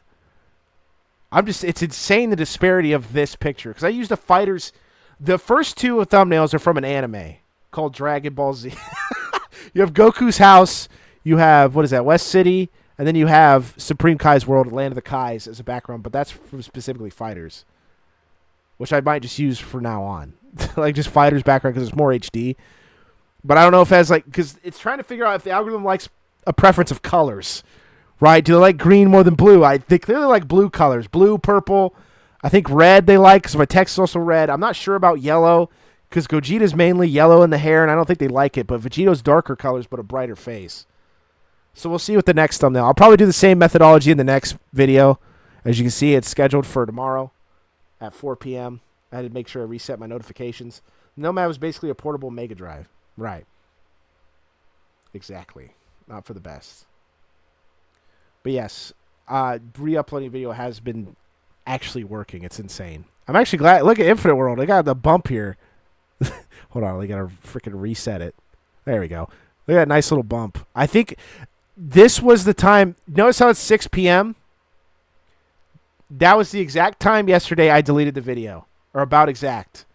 So it got a bump from that notification. So the idea isn't just delete that video. It's also to let people know of the other video released beforehand that they didn't get to see. Or YouTube promoting it. Either one. You know, because like I said, there's a clear bump here, and I did delete it at 6. Instead of waiting until 5 like I normally do, I let it go for 2 hours. Instead, just to see how long it would go. And we're going to remove Kirby here to show you the evidence of that. Because, like I said, I built a profile folder for people to like, hey, man, it's, you know, if they want help with YouTube. Because I know Ventlight, he's not here anymore. I don't know if he's still going to do that Mega Man retrospective. But this was the first. Wow. Why? Oh, it's flipped because of Kirby. All right, I knew it immediately. Okay. Let me flip that horizontal for you guys. Oh, no, this is the second one. Never mind. Okay. Well, I could prove that, too, in the analytics as well. Jesus Christ, this picture was huge. All right, so that's the first one. Or the second one, technically. Well, let me remove this LA Knight video, or not video, image where it has his buck teeth in it. Was it? Oh, no, that was the first one. Yeah, it was 5 views in 2 hours. That's right. I was like, wait a minute, that didn't seem right. No, that's right. Hold on. Where is it? There it is. This is the second one. Look at the night and day difference between these. Right? Same font, by the way. Same colors. Just switched. Right? That's pretty much most of it besides the title change. But the title wasn't... I don't think the keywords were that different, in my opinion. But YouTube would say otherwise. Alright? So this is the difference between these two videos. Right? Left one was the first time. I let it go for 2 hours, 5 views. Not good. Right? And I show the comparison of other videos when I do it. This was when I released it at 7 p.m. Okay? It was the #1 video. By the way, in like the first 4 or 5 hours. I didn't screenshot that because I know eventually it's going to drop. That's why it's not that important. Right? Because you want to see the long run. But that's my point. The absurdity of having to re-upload a video just for it to get seen in the algorithm, not just by your subscribers. Right? I don't have a whole lot. I'm getting most of my views from recommendations anyways. I'm not saying I can't rely on my subscribers. I barely have an audience. You know, you don't do a stage in the middle of no one. But that's my point. That's the difference between both of these. Was just that simple change of re-uploading it. I can't hype your stuff. Why is that? I'm not monetized. I think that's the reason why. I see every notification, so I get confused when something shows up multiple times in a single day. Well, I've already told you multiple times. I've been doing this for months. This isn't something new. You know, but to reiterate yet again and to show evidence yet again of this qualitative and quantitative assessment that I keep giving about YouTube's BS algorithm, you know, I've done A/B testing for thumbnails for a while. I feel personally attacked. Don't be. It's for anyone that forgot. I'm more than willing to remember for you, so you don't have to. Repeat myself all the time just in case. But yeah, Budokai 1 was re-uploaded. Budokai 2. Every one of these videos except for Metroid Prime 4 was re-uploaded. Tekken 7 was re-uploaded. Metroid Prime 4 Beyond Nerdy wasn't. But I think it's because those videos were more relevant and popular at the time as well. But there's something about re-uploading the video that the algorithm's like, yeah. And then you say, well, why don't you just release things at 7 p.m., which is the time that you re-upload it and release it? Because I think it has something to do with the notifications as well. I feel it's a combination of both. It almost feels like I'm notifying the algorithm the second time. The first time they're like, nah, we don't care. You know, the first time they're like, no interest whatsoever. The second time, like, yes. Okay. Oh, you exist. That's right. My bad. That's why I said, and YouTube doesn't really promote a lot of videos that aren't monetized unless there's outside influence or if you pay for promotion here. Right? You can literally pay for promotion, but it won't count towards my stuff, which is why I don't use it. I've never used it on Banggood either. Right? That's what I said. I'm natural growth. If you consider, you know, man-made algorithm natural. You know, I didn't really rely on other social media websites, stuff like that. But look, you can literally do this. If you wonder why people get views, it's through this. You know, or collaboration. They do collaborations now. I see both titles of the videos channels on there. The channel's videos. Stuff like that. But yeah, I can't, but it won't count towards my stuff. Which is why I don't do this. I don't do it normally, but that's what I'm saying. All my things just raw. I'm so glad that Metroid Prime 4 blew up. It's like, if people are starting to realize that Nintendo's bad, that's why, or not bad, but doing poor business practices and not caring for, let alone the average consumer or the fans. They're disregarding both parties. Add tags in Spanish to Dragon Ball videos. I already have 22 different languages. They've been doing this. I already been doing that. I'm not adding tags in different languages. That's not the best idea. I've had multiple languages being used, and even the languages just don't matter. They don't. I can show you my demographics of languages, and it's mostly countries that speak English. And it's not just because the videos are in English. I literally have 22. One of them's Arabic that doesn't work. YouTube says it couldn't. You know, I should just show you guys this. This was a new thing that came out this year, by the way. All right, so let's go to Shin Budokai, right? And they'll auto-dub your video for you. Why is this still processing? What? Why is it? Oh, that's right. It takes a while to process. I probably should. Oh, wait a minute. Did it not process because it was a re-upload? Yo, wait a minute. That's new information to me. I knew it would take a little bit of time, but I usually wait an hour before or half an hour at least. Shin Budokai was really quick because I waited 2 hours instead of 1. But notice how these are all published. Was Arabic at? Oh, it actually worked this time. This was not working. I usually would have to delete it. That's why there's 21 in some. But yes, you have some in Spanish, Portuguese, multiple languages here. I'm not saying it doesn't help, but it's not a big factor. Ew, auto-dubbing. That's all I got. I'm not going to sit here and auto-translate. I've done that before on my other channel. That took too much time, and I wasn't getting views for it. Not a good idea. Except if it was. But I've been auto-dubbing since what? May, right? No, since when? October. Oh, that's right. It was October. That's why it says 21, sometimes 20, because some of the languages just don't work. So it was October. Why is there such a gap here? Why is this video here? Wait a minute. No, it was in... Yeah, I guess it was in October. But why is this below the September videos or streams? Why is this down here? Dude, freaking YouTube's so whack. I can't even get the dates right. What the hell? Oh, no, that was released in that date. That's why. But it was modified later on. I meant it as a meme because Dragon Ball... I know what you mean. Why? It has help, but it's not... You may mean it as a meme, but it's actually somewhat important. That's why I've been doing the languages auto-dubbing. But I've been doing pretty good otherwise. You know, congratulations. I know this is probably going to be the worst done streams I've ever done because I'm not doing popular things or Scriblio or anything like that. But I wanted to give you guys a heads up because I don't know how many streams I'm going to be doing after this. I have no idea. I don't think I'm going to be doing a Christmas stream because I'll be focusing on making videos. Just straight up. Look at people's comments. Dude, YouTube's a mess. Okay, let me just... A brief aside. I know I got to remove these images for you guys. Hold on. Okay, YouTube is a mess with these comments, okay? They're out of place. You have to personally go in here and sort by new. Okay? Prime 4 feels like it was written by a special needs kid. Is there any held comments? I doubt it. That's what I thought. But yes, they do it by relevancy, and it's like, why are these just out of order? Like, it's not autism that I get frustrated about it, but it's like, what are you doing? Like, why is that more relevant than the other one? Because it mentions the game? I have no idea. I should probably talk about Gartic Phone. I don't know what's going on with it. I've tested it multiple times. I even did it on my phone. It's something to do with my internet. But it's only with Gartic Phone. Okay, and you probably wonder, well, how'd you figure out that it could work or not work outside of that? Besides using your phone. I used a Tor browser. Like Brave, I downloaded a new browser, Brave. It wasn't working on Brave. I was like, okay, let's try private window with Tor browser, and it worked. I tried it with a VPN, and it worked. I'm like, how does that make any sense? Does Gartic Phone know my IP? Like, what, did I get IP banned? Like, how does that work? And all it does it on Gartic. It doesn't do it on any other game. I tried Scriblio. I found a new game called Death by AI. That was out there that can bring people in and you could play together with chat. And it worked. And I didn't need to use a VPN or the Tor browser. And I'm just like, how does that even make any sense whatsoever? I can't believe the stream is only going on an hour and 25 minutes. I feel like I've talked how much? There's not even any dead air. Jesus Christ.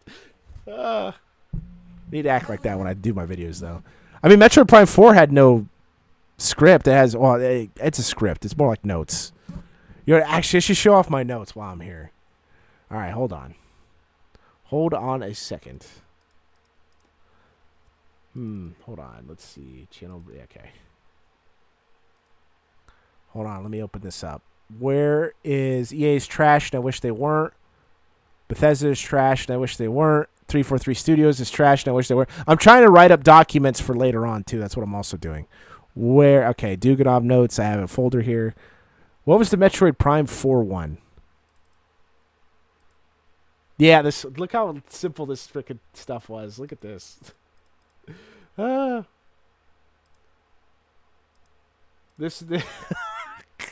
That's it. That's all I put down for that video. That's all I needed to do because I worked fine for me. Must be a you problem. Yes, I think it is a me problem. I agree with that. I figured it was. If everyone else could play just fine, it's just figuring out why it was just Gartic. It's only Gartic. It is nothing else. Not Scriblio. Not Death by AI. Probably wouldn't be any of those other games that require that. Here, let me zoom in for you guys. This is all my Metroid Prime 4 notes. That's it. That's all I needed. I watched plenty of gameplay, watched the cutscenes, heard the character dialogue, saw it written. There you go. That's it. Not a whole lot of notes. To be fair, and I've said this before, Tekken Revolution and Soul Calibur, not Legends. What's the other one? Not Legends. What is it called? Soul Calibur or something. Had way more notes. It was scripted. Way more scripted. Where is it at? Soul Calibur. Lost Swords. Jesus, I forgot the name of it. Let's look at the comparison between these two. That's not it. Look at that. I put the file in like that. Sweet. Thanks, bro. Look, just put this up. Insane that this was number 1, by the way, after 2 hours. I tried to get it exactly at 2 hours, but I was a little bit off. Let's open this up, shall we? This was legit scripted. Legit. I made sure there were things that I wanted to talk about. And I went off script here a little bit, but Silex is the most overhyped nothing burger. Well, he's not even from the... Oh, wait, no, hold on. He was first appeared in Metroid Prime Rangers or whatever for the DS. That's where he first came from. It's who played that? Or Metroid Prime Hunters, right? Who played that? Why are you trying to introduce a character from a mobile game... Or not mobile game, that's mean. Handheld gaming, I should say. I got to stop saying mobile because that's phones. It used to be called mobile gaming, but handheld gaming. Why do I care? What? Metroid Prime is more the name of the game, but that was really the main enemy, and it was Dark Samus, which was, I think, part of Metroid Prime from my memory, or someone else. Because it wasn't Psylocke. Psylocke was a hunter, or one of those guys, a bounty hunter. That's one of the other playable characters. That's my point. He appeared there, and it's you want this guy to be the main villain of the game? And there's no Metroids in the game. I mean, I didn't talk about things in that video. I forgot about the amiibo thing, or I didn't know about the amiibo thing, I should say. And I brought that up the last video because I talked about the video, but like I said, you don't really need much notes. You can see it's bad. I've said this before. I said this in my video not my video. I said it on stream with the Game Awards. If you cannot determine a game to be good or bad from watching either cutscenes and or gameplay, I do not know for sure if you have played enough video games to give a proper opinion. That's all I got to say on that. I'm not saying you can't be wrong. Okay, I have no problem with you being wrong. I have no problem with you being right. Because guessing exists in this world. You can guess and still be right. That's the most important thing about guessing. It exists in a logical and rational world because it proves that any person can be right. Not just wrong, but can be right. Federation Forces has a Thanos-style post-credits sequence release. Psylocke had kidnapped some Metroids. But that's not... Metroid Prime 4 just shows how Psylocke became Psylocke. And it was just because he disobeyed an order. Because he went in the battlefield, told him don't do it, tries to go in and get the new weapon, loses, everyone gets obliterated but him because he was in a trench. Was the oldest war trope ever, which was the same thing that happens in L.A. Noire or any other thing. It's hide in the trench to avoid blast.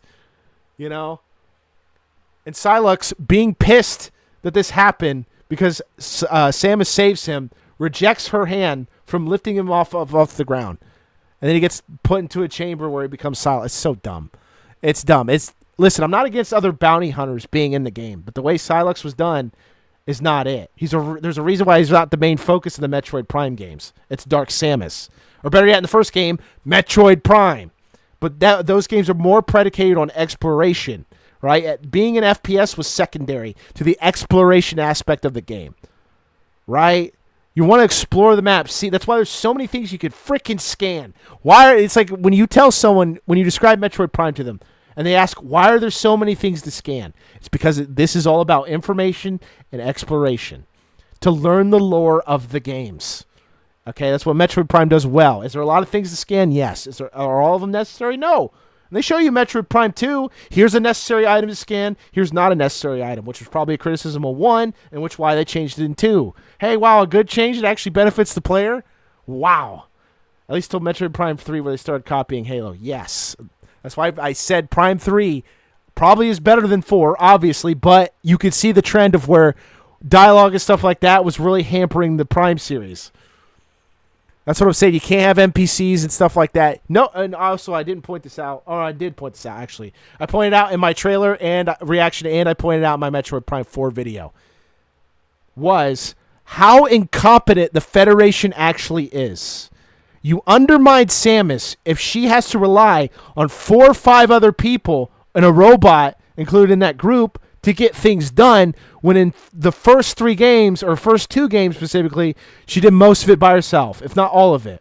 Notice how in the beginning of both Metroid Prime and Metroid Prime 2 Echoes, that there's dead pirate hunters, or intergalactic pirates, right? Or galactic pirates, excuse me, and Federation troopers, because they're incompetent, right? It's sadly enough, it's to bolster Samus because of how good she is as a bounty hunter. She's the chosen one. It's talked about multiple times in the Prime series. With Prime 1, they had a lot of skin because Miyamoto told them to. Because it was for the lore of the game. It's very obvious. Like, what? People want to know the lore of your game, but they don't want it just through exposition. Even back then, they understood that. Right? I mean, Dragon Ball, the Budokai games might be different because they're trying to recreate the anime. That's not the same thing. Metroid Prime didn't have an anime to recreate from. That's not... And there's not a lot of dialogue in the game either, so how are you going to learn things? Right? Except through visualization, because it shows and not tells. That's why Metroid Prime is very good at fundamental gameplay design and level design. It shows you where you need to go. There's even cutscenes to let you do that. Right? Hey, it's a short cutscene. Hey, this is what happened. Or when, like Metroid Prime 2, when I showed it in my video with Metroid Prime 4, she goes to the Federation troopers, right? The ship that they landed on. They're really dumb to follow the pirates, but it shows that both the Federation troopers in that specific scene shows how dumb Federation soldiers are and the pirates are. By going into a planet that has electric magnetic pulses in the atmosphere, cannot get a signal, didn't even check, first of all, they didn't even scan the planet. They went after the pirates because they wanted to catch them, right? Dumb. And then you want to go to a planet that ruins all your electronics. Amazing. And then you get attacked by a creature you didn't know was there because you didn't scan the planet. Like, it shows how incompetent the Federation troopers are. And how important Samus is as a bounty hunter. But it's also to show the imminent threat, right? That only Samus can fight those creatures because she's the best at her job and she's the only one capable of doing it. That's what people don't understand about game design. It's just they don't remember why characters are important anymore. Or why they're worth doing in this, or that. That's why Metroid Prime is such a whack-ass game. Like, yeah, you're just copying off of whatever something else built and you're taking credit for it. It's like, what the hell are you doing?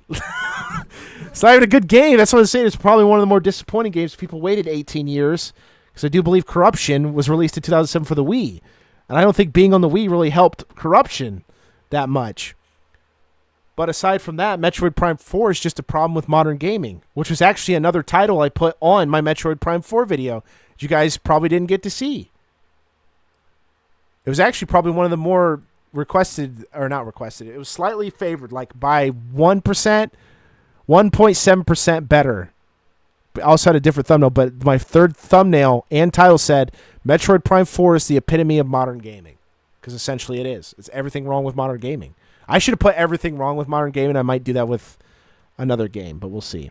One of Prime 4's directors only joined after Prime 3. Yeah, I know there's not like originality to how are you going to... 18 years later, people change. If you haven't seen it through Miyamoto, if you haven't seen it through Sakurai, and you haven't seen it through Harada, I don't know what else to tell you. I can show you a plethora of evidence, a surplus, and you still won't care about it. Is this a modern gaming channel? Both. It's both. I talk about vintage gaming because it's easier to talk about, easier to record. There's an ease of access to that. And also don't want to spend money where I'm not making money either. I'm fine with spending time. I can accept that, even though it's more valuable. But things need to take time in order things get done. As I've proven with my other channels, they have to take time, especially when I'm not getting promoted in the algorithm, and proving that I have to re-upload my videos just to get better views. plethora of evidence of that. I even have an entire folder. I need to put those Budokai ones because they're in my meme folder. That's where I usually take a screenshot or whatever, snipping it, put it in there, and then I'll move them over to the other thing. I'll probably switch that over later on. Prime 4 was developed by Retro Studios, the name only, exactly. But I don't mind talking about modern games if I feel like there's an interest to do so, if I care, right? It's just hard to keep up, and I've said this before, Austin, is that I can't keep up with the amount of games that are being released this year. There's been, dude, how many AAA games? 20? Like, I can't buy 3 games a week. You know, if not more at this point, it would be like that. Like, buying a game a month probably isn't worth my time, especially if I'm not going to get views. And I've already proven that even when I talk about certain modern games, or basically the way I did it as well, because the Steam reviews, Doom the Dark Ages when it came out, Clair Obscur Expedition 33 when it came out, Elden Ring Night Rain. If I cannot do an Elden Ring video or something related to Elden Ring and get good views off it like I'm getting now, then it's time to switch my methodology, which is what I did. Right? I even did Oblivion. Did I not buy Oblivion Remastered this year? Did I not play Sonic Rumble this year? I played modern games that just don't get views. Or at least the way I'm doing it, I'd have to make it super hyperbolic or histrionic to get attention, which is sad. You know, but everyone's pretty much, or not everyone, a good majority of people is in agreement about Metroid Prime 4 being a disappointment. I knew it was because I played Prime. I've seen Prime, and then I played Prime, so I know what's good and bad about that game for the most part, or what can make it better. Or Prime 2. I played Prime 2 for that footage as well. Metroid Prime is so good at making you feel like an adventurer. It's insane. But it's a futuristic game, not a retro game. Or vintage era. Did you refund Oblivion? Yes, I did. I refunded Oblivion Remastered. I refunded... Oh, what was the other game I refunded? That I played and refunded? I'd have to look at my Steam, but Oblivion Remastered I absolutely did. Played it for less than 2 hours, or around 2 hours. Did a Steam review on it. Talked about that I even played it. I played it on stream. It's on there. You can go look it up. Just Oblivion Remastered. Because I was playing Skyrim at the time as well. Right? It's not like I wasn't trying to help promote my streams and stuff like that. It's just streaming's not good right now. It's difficult to get views on streams. I've been getting views more after the stream is over, not because it's catching up, because there's legitimate interest and reach. Like the Game Awards stream got like 20 views after the fact. I'm like, that's insane. But it's not like I haven't tried, right? But it's very clear that people want retrospectives too, and they're working. They're doing really well. Budokai 3 did really well in comparison. My Tekken videos that I re-uploaded, right? The Soul Calibur videos that I've re-uploaded, you know? Oh, dude, Todd Howard was there, wasn't he not, at the Game Awards? No Elder Scrolls 6, by the way, as well. But yeah, this is also just showing the script I had for Soul Calibur Legends, or Lost Swords. I keep getting those confused. They both start with L in the second word. Soul Calibur is technically one word. It's all together. It's a compound word, some would say, in their mind. Even though the algorithm will tell you need to separate them because that's how you find it through the YouTube search. But yeah, like specific things like intro gameplay. This is because I couldn't play the game properly because on an emulator it wouldn't work. I've tried it both times. I've tried it multiple ways. I don't want to like cheat engine the game in there just to play the demo of it. It wanted to show off the other stuff. That's why I use screenshots instead. And also put a better game in there. Like Soul Calibur 4 instead of Lost Swords for gameplay. But yeah, that's pretty much it so far. I'm trying to think of other things to talk about, not because the stream's short. I'm trying to think of what other things in terms of... You guys have any questions? Oh, you know what? I guess I could talk about the Clair Obscur 33 using AI and what your guys' position on this is. Apparently, just flat out admitted they used AI a little bit. They say a little bit, that's too vague. Don't. Like, if you're doing an interview for this, let's not be vague. Be legit. Just say, we used it for scripting. You didn't even specify. Where's the specificity of it, man? Come on. Give it up. Let's see what's a good background image for this. Yeah, just put it there. There you go. So apparently, from a interview with one of the guys that was working on Clair Obscur Expedition 33, I wish Eater was here for this. He'd love this. We use some AI, but not much. What does that mean? What, dude? A little goes a long way with AI. You can find a lot of answers from a little bit of, like, one question. What do you mean, like guiding the graphics? Like what? Guiding the characters? Programming? You're not specifying where you're really doing it. He keeps relying on the. Okay, I'll just read the whole thing. We use some AI, but not much. Francois Merisset, producer of Clair Obscur, tells PIIS via video conference. The key is that we were very clear about what we wanted to do and want to invest in. And, of course, technology has allowed us to do things that were unthinkable a short time ago. Explains members say, Unreal Engine 5's tools and assets have been very important in improving the graphics, gameplay, and cinematics.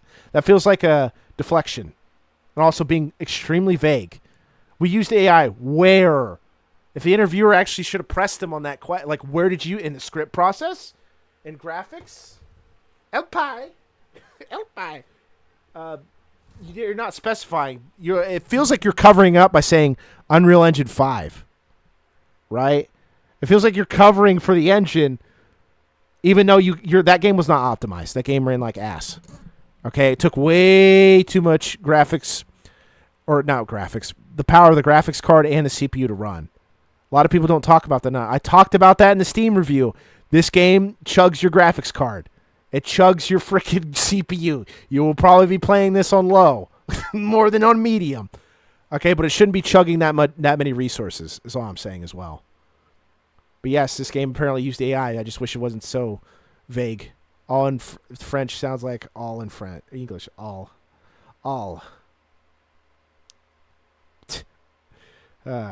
Yeah, notice I didn't say story, though. Very important improvement in the graphics, gameplay, cinematics. I'm guaranteeing you the AI was used for the story.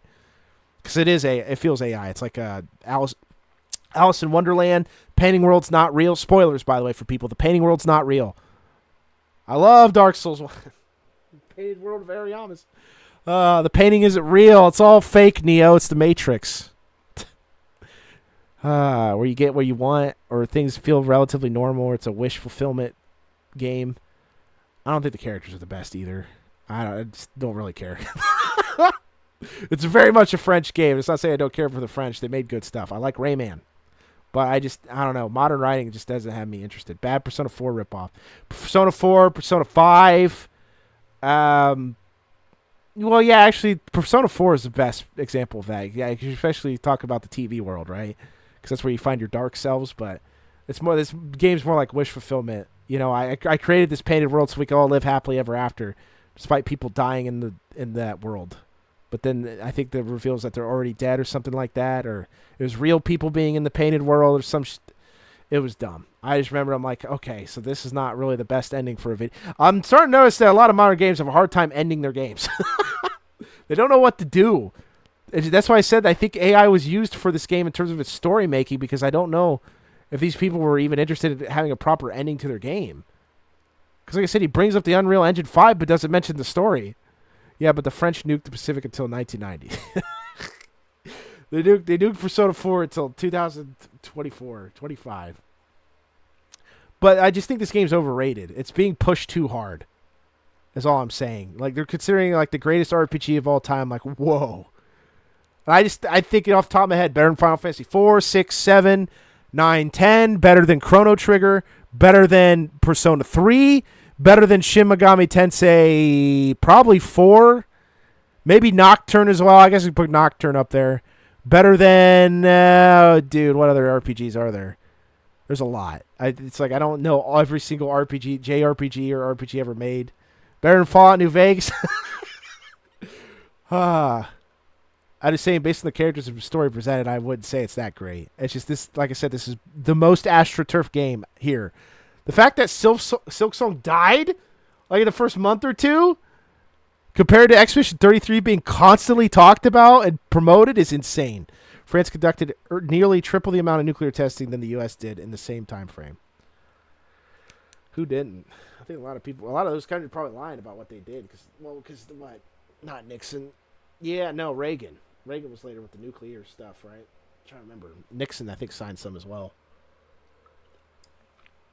JFK, like Nuclear Treaty Acts. I'm trying to remember from history. Because clearly I'm getting more video game knowledge than I am history of America, let alone other countries' nuclear testing. Armistice. That's not it. That's older. Nuclear Arms Act, stuff like that. But, as I said before, you don't be surprised when most of your modern games are going to be AI. Okay?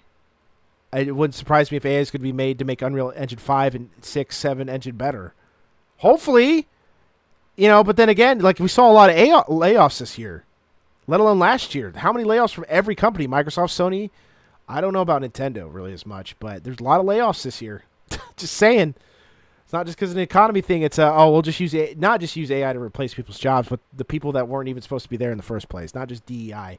It's clearly we hired you because we think it's better off to have these many people, despite the fact that they're not competent. And then also we're outsourcing content. We're outsourcing to India. We're outsourcing to China. We're outsourcing to other countries to sit there and develop the game for us instead of actually making it homebrew and our home studio, stuff like that. Great stuff. Awesome. Yeah, but I think that's the only thing I got with gaming news. I don't really have anything else off the top of my head. I mean, we could look up stuff like I did last time before we talked about the Game Award nominees. There's probably something on here in gaming news right now. Concord 2. My goodness, giving the gift of game, new studies, tribal gaming industry spurs $1.7 billion in economic activity for Minnesota. PlayStation family gaming tips for the holidays. Man, there ain't nothing. Oh, the Xbox Game Pass Ultimate, I think, changed price for like a day or something like that, or a month. Yeah, there ain't nothing from what I'm seeing. I typed in gaming news and they gave me nothing. My God, what? Game hardware is now $200 more expensive off average than a Reddit post. DEI stunt hiring equals tokenism. Yes. Game hardware is now. Oh, there's an article. Here we go. When was this posted? Today? Yesterday? All right. Hold on. Let's read this article real quick. This is actually kind of important. Let's remove this. Let's remove this. There we go. I think this, because this doesn't really include inflation, because static, because mostly consoles and games are static. Nani? Game hardware is now $200 more expensive on average than it was in 2019. That's kind of a weird. You knew this was pre-pandemic, and you did it anyways. You did. I know why you chose this year, because in 2020 is when they started bumping up prices, according to industry analysts. It could be potentially be. It already is catastrophic. It's catastrophic now. More people are playing retro games than before. That was talked about before I showed that.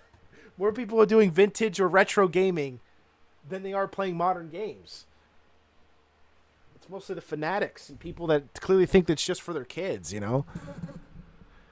Anyone who's recently purchased a new video game console probably suspects what market research company Circana has just confirmed. This stuff is getting expensive. No, like, why are we making articles at the end of the year instead of... Where was it? This probably was 5 years ago, though. But like I said, not enough people make enough stink about it. Not the social media influencers. They didn't make enough 5 years ago. But to be fair, that was the pandemic. But in 2022, they should have talked about it. Like, gaming's going to go to... I mean, some people probably did. I'll give them the credit that they did. But it's just not enough to change the industry, apparently. They just don't care. You know, the average price paid for a new unit of video game hardware in the U.S. during November 2019 was $235. In November 2025 was $439. Prices going up. Price go up. The static, well, because like I said, they're mostly static. I say that inflation has a use, but it's more supply and demand, right? Why are you making more supply if there's not enough demand for it? This basic macroeconomics. Unsurprisingly, this price hike has impacted how many people are willing to slap down their cash for hardware. Piscatella continues to say that while 3.9 million units of video game hardware sold in the U.S. in November 2019. Only 1.6 million units. Wow, companies lying about their console sales? Shock to no one? All these AAA games that are garbo and $70? Because we're paying more for less, too. I've told this about this before. Could being the operative word. Because they don't want to spook the speculators. Or the investors. Oh, no, that Japanese trust fund bank's like, no, Nintendo, don't do it. No, they're not saying that. They're the ones pushing it. Part of me wants to hear this frightening fact as good news. Yes. Oh, look at that. They talked about the layoffs. Suffering from poor sales. No, they weren't supposed to be there in the first place. I'm kind of sick of it saying it's poor sales. It's the company being incompetent. Can we just say that? That's part of it. I'm not saying everyone's DEI hire not useful or just being there to be there. Okay, good. It looks good on the taxes. But my point is that they probably should never been there in the first place. Like, people forgot how to develop a game. They forgot how to make an in-game engine. They forgot, like, there's no... anything like CryEngine anymore. You'll probably never see that in your lifetime again. It'll just be a remake of another engine that already existed. Investors are speculators. Yes, but I'm saying that they're already in. I also put speculators as a different category. That's more like a Venn diagram, right? They could be both, but speculators are on the outside. There are people that might want to invest. right? Instead of people that already are invested. But it would have to be from the larger companies. Like I said, for Nintendo, it's the Japanese Trust Fund Bank, Vanguard, Fidelity. Some of those that are family-owned are also in there. How do they lower prices with tariffs and a sharp increase of this? They likely cannot and will not. Yeah. You expect tariffs to go away right now? I doubt it. It's not the reason why the price was increased. Like I said, it's not just because of that. It's like these companies could have easily kept, I don't want to go to Blue Sky. Well, I can see stuff on Blue Sky. Cool. Wait a minute. Whoa. Hey, wait a minute. You can actually see stuff about being signed into Blue Sky? That's cool. Some people can reply. Interesting. But I'm not saying Blue Sky is better than Twitter. It's probably worse, actually. You're just going to get a circle jerk there. No matter where you go. But my point is that gaming is worse now. Way worse. These console sales are lies. Okay, that's video game hardware. That includes it all combined. That includes the PS5, the Xbox One X, the Nintendo Switch 2. All right, Embracer Group's another one. Yeah, all those groups tried buying their way to success and ended up being in the hole with investors. Yeah. I love Ubisoft, too. Ubisoft's another one. Dude. That company that is owned by family members, too, that I talked about. Oh, the Guillemots or whatever. Guillermo. Yves Guillermo. Those guys over there just, lost the plot. Everyone has. That's the more insane part to me. Everyone is in on it. Everyone is part of the same pie now of just raising prices, reduced sales, layoffs, everyone. Nintendo, Sony, Microsoft. It doesn't matter. And everyone they've bought now, all a part of it, all in it together, hand in hand. Also, the price of RAM going up was insane. So now you can't even build an average PC anymore. I've said this before. I was so happy that I decided to actually build my own PC, dude. Because trying to buy the same stick of RAM I got is double the price, if not $100 more. It's insane. Dude, I was looking up 32 gigabyte DDR5 RAM. It's $300. Dude, $400. Oh, it's oh my God. Deregulation, baby.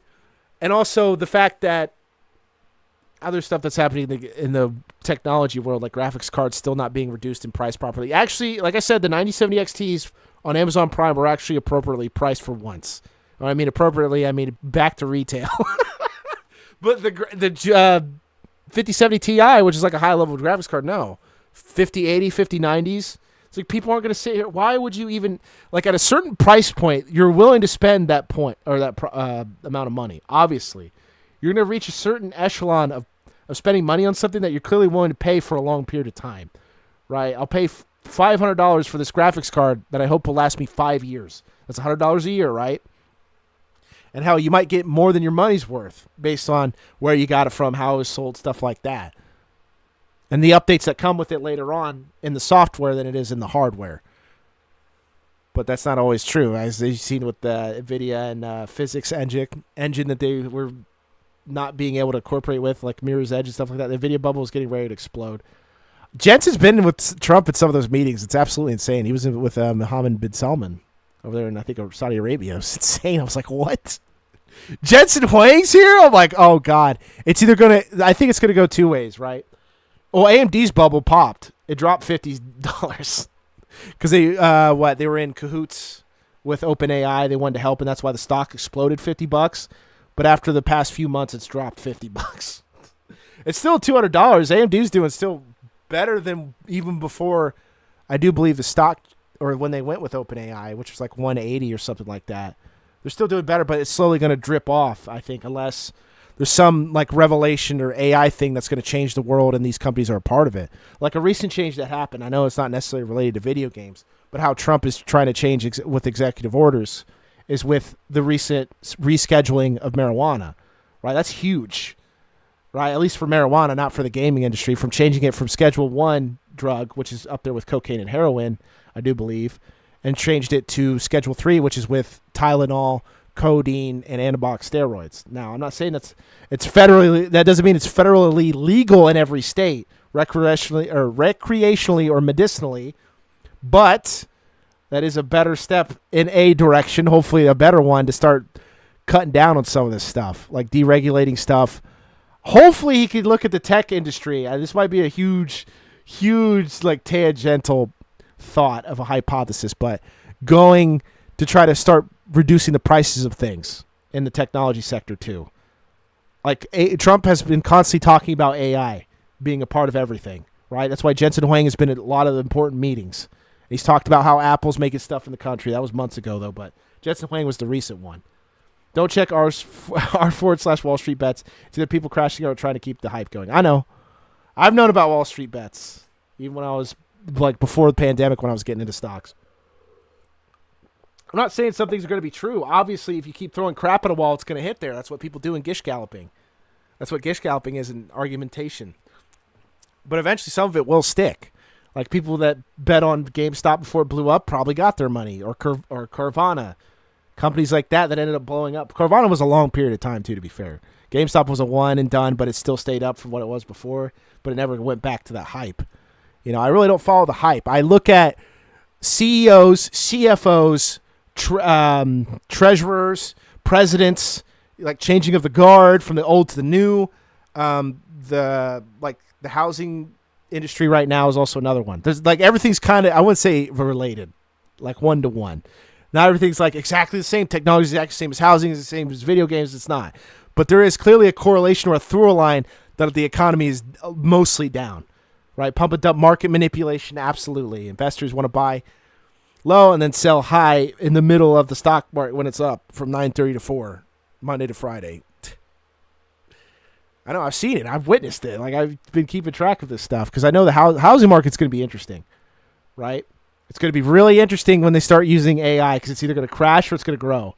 Because people were worried about a bubble. It's like, we're not sending out loans right now to people with a credit score of 400. As far as I know, at least publicly. But like I said, the housing bubble took, what was it, 2 years to pop? It was like the end of 2006 or somewhere around 2006, and then in 2008 it popped, right? It'll take time if you truly believe it's there, but housing's just down. The problem is the pricing of each individual property and house is too high, right? Because you have to consider the down payment, the mortgage, or you could pay to rent. You know, we also consider the agent's fee from the real estate company that you're more than likely buying from. You know, other companies are trying to do AI buying or trying to buy it within a week or buying flipped assets of houses and stuff like that. Mass bailouts for the AI tech bros. Like I said, I'm not saying there isn't any parallels. I just don't think it's going to be one-to-one, though, if there is a crash or a bubble. This scenario is way different because during the pandemic, right, the interest rates were like nothing for mortgages. Right, pandemic was actually the best time to move. Housing was a lot of things were cheap and stock was up. Okay, you can see it clear with housing markets that 2020, 2021 was like the best time. And then after that, it just bombed after the pandemic. But also the issue is as well is that we're also in the middle of winter. Right, the best, I think I looked it up, I remember the statistic was the best time in which the housing market is at its best is between February and May. Right, when we're getting into spring and into summer, right, or close to starting of summer, to get into the moving process. Because obviously, not necessarily half the U.S., but a large population is stuck in winter. They don't want to move, right? And it's not a lot of people from the south want to move to the north because it's cold, right? If there's a crash, you mean when it crashes. Well, yeah, to be fair, you can say about anything. When it crashes, when it doesn't crash, it's just more like how large it is, how small it is, right? Or how it rebounds, you know? But I'm saying I think there's actually a potential upside as well. You know, I just want to point out Michael Burry, the guy who's the Big Short, who bet on this housing market to rebound. There's going to be a rebound. Land is too important to act like can't be rebounded. People need a place to live.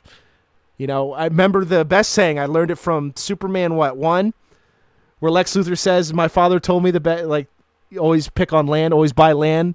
Someone always needs a place to live," or something like that. I'm paraphrasing it. But that was Gene Hackman and as Lex Luthor in that Superman movie. He said that. And it's like, that's a really interesting point to prove.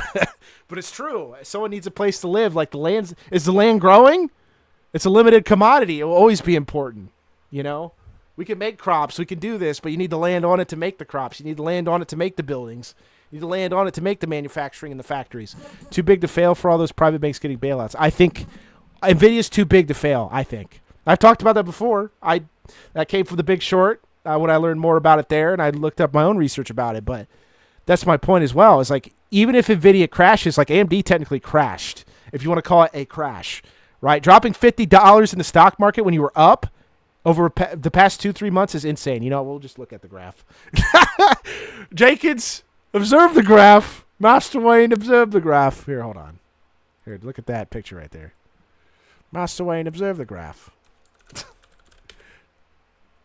Thank you, Google. Thank you, Goog. All right. All right, hold on. There it is. So let's observe this graph, right? Let's observe this. Give a little look at this, because Google's pretty good at keeping the stock. Because I've checked on like Yahoo and other websites, they've been pretty good at updating it for the most part. But if you notice right here, this is October. This is their deal with OpenAI, right? Went up $40, $50, $70. It went up. And then it dropped. They're like, "Oh no, we're just pulling out." People wanted to sell while it was good, because there's people that pump and dump. They see when the price goes up, they're like, "Yeah, we're selling now. Buy low, sell high." Common analogy, common terminology you'll hear for the basic level stock buyer, trader, or investor, right? So they got out. Stock drops for a little bit, right? Because it's also a week later, or not a week. It was 3 days later, right? Because closed on Friday, opens on Monday. Starts going back up. It's like, oh, investors are staying in for the long run, in the long run, in the long run. November, they're like, nope.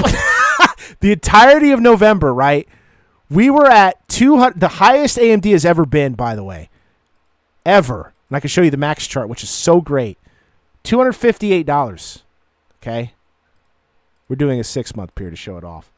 Power went out. I got a dip, man. All right, Yeater, take care of yourself. Stay safe, and I hope you get your power back, man. Have a good one, Yeater. Bye-bye. Stay safe. Watch out for the entity. Joking at a time like this. But yes, AMD was up at $258.89. Dropped to $203 in 9 days. In 9 days, it lost $55 in 9 days. That is a crash by any other standard, especially when you were consistently up for a month. Every day I bring the bucket to the well, but one day the bottom will run out. Absolutely. People don't know how to. Well, the problem is people forgot how to learn to dig a well. You gotta get that dowsing rod. You gotta get that water diviner. Stick it in the ground. It's just people don't know how to make another new well. They just don't know where the water is anymore. But like I said, it rebounded. I'm not gonna act like it didn't. But like I said, it's back to dropping again, which I think it will steady out for almost the rest of December, if not the rest of December, and then drop off again in January, unless there's a new executive order. New law, something like that to help promote business. New investor, maybe. I mean, Intel's actually been doing pretty well. I'm impressed with Intel with their comeback. They got a new CEO and things worked out for them. I would say I'm proud for them. They're actually going to make good stuff, but they did get in the graphics card market, and I actually do like what they're doing with it. It's just where it's going. Why can I not click these? What is going on? Did my internet cut out? No? There you go. So this is, like I said, this has been a period of a month. And it's dropped $24 or $29. Don't lose baby Jessica the new well. Yeah. But AMD was constantly going up. Very clearly. But April was like the worst month ever this year. You'll notice if most stocks, we just take a look at any big stock. Okay, you know what? I'll just do that for you guys now. All right. So if you look at April was the worst. This is also when tariffs happened, actually. It's like the best time to buy. If I was to tell anyone, buy in April. Any stock, buy in April, right? April, look at this. The worst the stock was the entire year for Apple. Like I said, we've already seen AMD. Let's do NVIDIA, right? Ooh, NVIDIA fell off a cliff too. Yep, see? They were up 202. Dude, AMD being larger than NVIDIA was astounding. They have less market capital and everything. So that OpenAI partnership helped. At least, but look. Oh, wait. Was it June for them? No, it was April. April, down. It was a consistent through line I saw in April. It was the best time to buy. That's why I bought AMD at 90-something, sold it at about 170. Because I realized I wanted to get into the housing market. Because I thought, it's like, you know what? If AI and stuff like this, check Tesla and Sony. You got it, man. I'm not saying I'm the best pattern recognizer. I'm just noticing like trends in stocks. You bet. April. You could say March, but April also ties it. I told you it's April because that's when the tariffs happen, right? If you notice that these are correlated, there's one thing that happens in government, whereas a law, regulation, executive order, especially with Trump, he's a big executive order guy. Executive orders passing or Teros in this case, you'll start noticing that it dropped off, but then it started building back up. Investors got scared. People like sold because they were worried. By the way, it's almost double than what it was now. Also, I mean, Tesla's been up and down all like the past 5 years. Like, obviously, Tesla blew up because of the election and stuff like that. But I also got to check Sony for you. But yeah, like I said, didn't matter what sector it was in. Like April was probably April, and it's the first week of April usually. Muskrat also was back the F out from the Oval Office by then. Indeed, yeah, they had that little playground spat.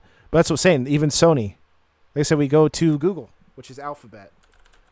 Goog stock, April. Literally one of the lowest points in that first 2 weeks of April. And I told you, it's a thorough line with every stock during that time. It was the best time to buy. He's already gone. It's too late. It's been 4 minutes and I'm talking about stocks. But yeah, Meta, we could do Meta too. I said all the way, dude, Meta's, look at this. Well, that was technically the third week. That was the end of the third week. But like I said, April was the best time to buy by far. No matter what company, no matter what sector they were in, no matter what company, it was pretty much April. Unless they were liquidated. Or it's even like if you declared bankruptcy, that some of them get bought out or sold out. Okay, but what about? But then what after buying stocks? You sell them. But what I just say, buy low, sell high. The whole point of getting in stocks is to make money, right? Or if you want to become a minority leader and actually have a position in the company of dictating where the stock goes, or become a majority leader and have a very strong position in where the company goes.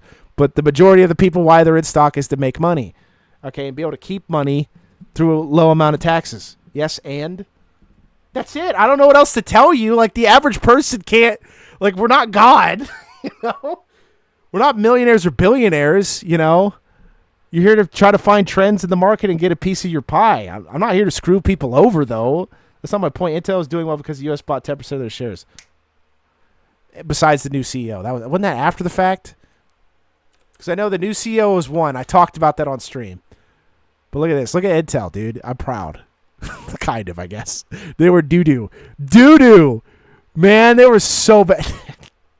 Is it gambling easier? No. No? The house always wins. People are bad at the stock market because they don't know when to buy and when to sell. I was part of that. I admit, but I didn't take it seriously enough to be fair. And I admit I had some incompetence with it, but I know how to bounce back. I'm always better at bouncing back than I am like succeeding forward. It sucks. It's just the way I am. In some cases, you know. I went from little money to a lot money. Or not a lot, but enough, I should say. But just noticing patterns. I'm willing to take risks. A lot of people are just not willing to do that. I mean, you need the capital to do that, but you can start a lot with $100. It's just when you sell, when you buy. You got to notice these trends in order to make them work. But can you count cards? Yes. But the casinos will throw you out if you do that. Also, there's also online gambling, stuff like that. Also, not every state allows gambling, first of all. Almost anyone could buy stock. You just need a brokerage. Hello, dude. What's up, guy, dude? We're talking about stocks right now because we're talking about what was going on in the video game world is that there was less hardware bought in 2025 November than 2019 November. I know I kind of said it backwards. Almost said it like I was European. But it was to point out that it shows that year because it was pre-pandemic, but also the pandemic caused the prices to rise, which is also part of it. But the PlayStation 5, I want to point something out. It's not entirely wrong to say that because the PlayStation 5 was out of stock multiple years, I'm pretty sure. The entirety of 2020, obviously, because it was released, November? And I think almost entirety of 2021, where it's just like we have such low stock or out of stock constantly, people are scalping it to death. Just as bad, if not worse, than the Nintendo Switch was scalped. I used to have a little, now a little, a lot. Still Jenny from the block. I used to have a little and a little wasn't doing. A little got more than more. I'm just trying to get a little better. I said a little better than before. I like Mr. Brown. Guns N' Roses, man. Pretty good. Surprisingly good. Not a lot of rock bands sound like Guns N' Roses. I'll tell you that for damn sure. Not now, not then.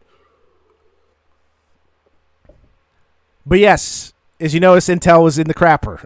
Like they didn't, because like I said, the big three is NVIDIA, AMD, Intel, right? Two of those companies do CPUs, Intel and AMD. It's basically a duopoly, right? It's not a monopoly, Because there is proper competition, I'd say. Is it good? No, they're just Intel's incompetent. The Spaghetti Incident or Chinese Democracy. First album, Appetite of Destruction, is really good. There's not a lot of like the first album being arguably their best, but I mean, Use Your Illusion 1 and 2 is good. What are you talking about? Like the more they try to be like more Western with the acoustic guitars on, like Use Your Illusion 2. They even have a whistling song. It's not November Rain. There's another one like that. It's not Civil War, I don't think. There's another one. Only you every night and day. Dude. But yes, Intel is rebounding, yes, because, yes, the U.S. bought 10% of their shares. But also because the new CEO. Like I said, but everyone was down in April. Like, I'll show it off yet again. Well, Intel is garbage, but it's still true. Wait, hold on. 2025. Okay, we need to shorten this. My bad. April. Literally the lowest point. April. Hey, hold on. There you go. The lowest point the entire year. Oh, wait a minute. Yes, that's true. Because January starts back here, which wasn't nearly as low, I don't think. But Intel literally embedded x86. Yeah, IBM. Remember IBM? Frick, does IBM even have a stock anymore? They're around. You'll see, like, I think I was watching part of a video about quantum computing that they're doing. Look at April. Ooh, no, hold on. April. Oh, dude, it's all the way through. It's crazy to see a thorough line that good across multiple different companies, technology, housing, whatever it is. Is Axl Rose still fat? Maybe. I don't know. I don't really pay attention to modern Guns N' Roses. I like listening to Appetite of Destruction all the way through. Use Your Illusion 1 and 2 all the way through. I didn't really listen too much of the Spaghetti Incident. Chinese Democracy was the first time in, what was it, Rock Band 1, where I knew that Guns N' Roses actually came back together. That was 2008? Somewhere around there. Because listen to, what was the song on Chinese Democracy? It wasn't that song that I heard first. It was I think it was their single on Chinese Democracy. I can't remember if it was on Rock Band. What was it? Oh, God. I can't think of it off the top of my head. I don't know why I'm forgetting it. Goofy song. I used to sing it sometimes. How goofy it sounded. Because it's clearly that Guns N' Roses were past their prime. IBM went back to focusing on the business sector after selling their ThinkPad line to Lenovo in 2004. Yeah, it's not like they're doing bad. It's not like they're doing bad. Let's see. Wow, they were the low. Whoa, wait a minute. No. April's right here. There you go. How many companies have we gone through? 10? That I've proven that April was the lowest, like the first 2 weeks mainly, sometimes the third week. But it's not like IBM was ever trash.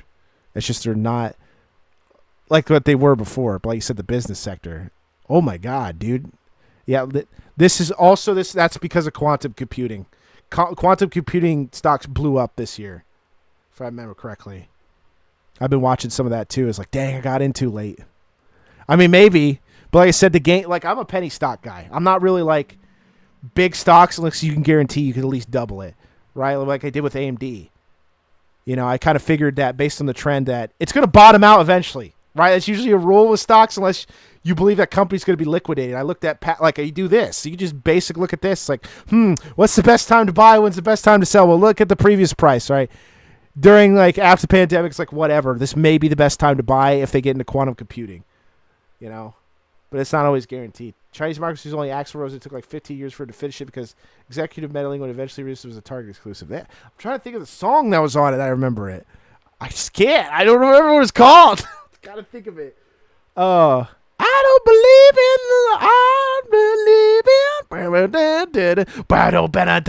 in.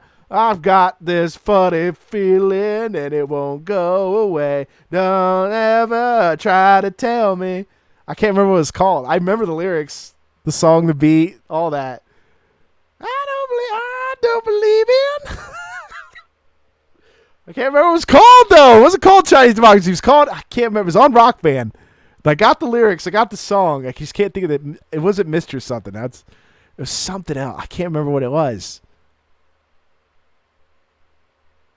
Oh, God. Dude, it's going to rack my brain probably for a day or so. If I continue to at least think about it. I don't want to look it up. I want to feel like I can remember it through the recesses of my neurons. Of a section of my brain that I don't go to very often, clearly. But yes, all these stocks have been changing.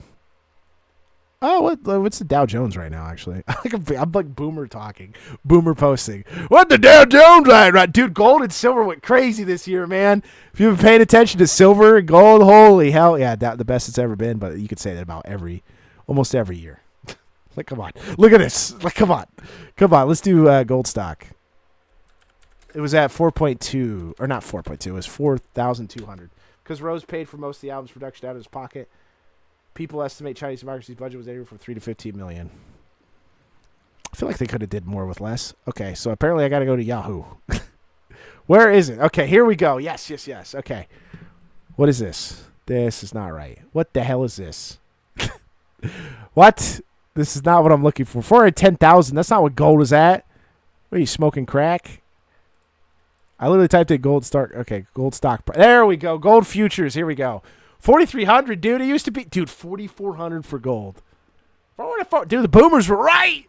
Look at this year. Look at this entire year. 1.5 times more.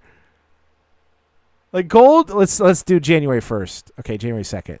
$2,669 is now $4,353. $1,700, almost $1,700 more. And the year's not over yet, and it's still going up. Well, I mean, it was up in October, then it crashed a little bit, but holy hell.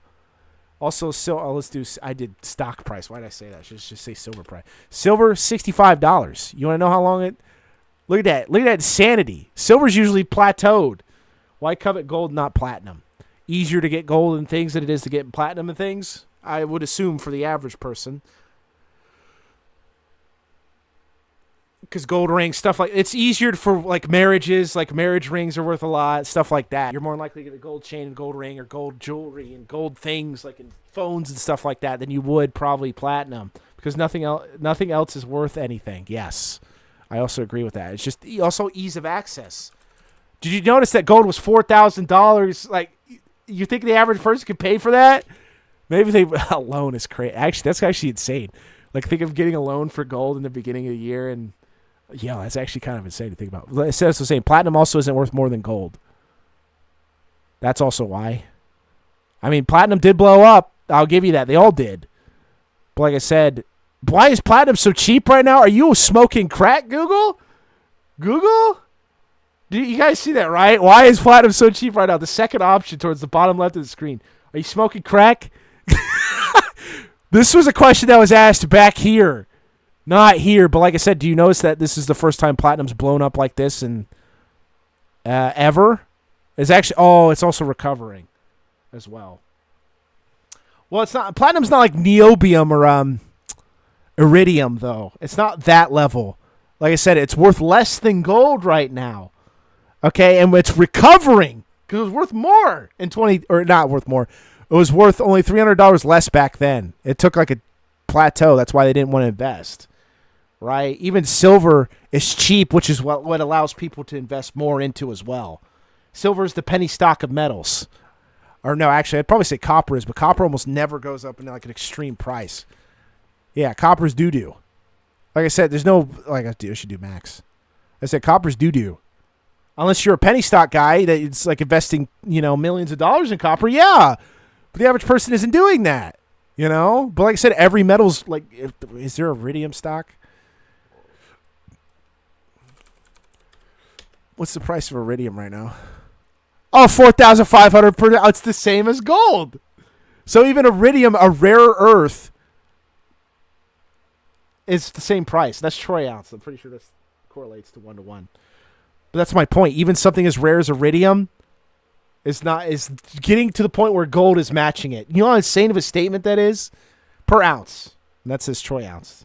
But modern pennies are mostly made with tin. Correct, but pennies made before 1983 are made with 90% copper. Which is why you should... Also, pennies have not been... Or they're done manufacturing pennies, but they'll still be in circulation. Just pointing that out. Obviously, if you want to sit on that for 30 years, you can. If I remember correctly, I think it's every penny before 83.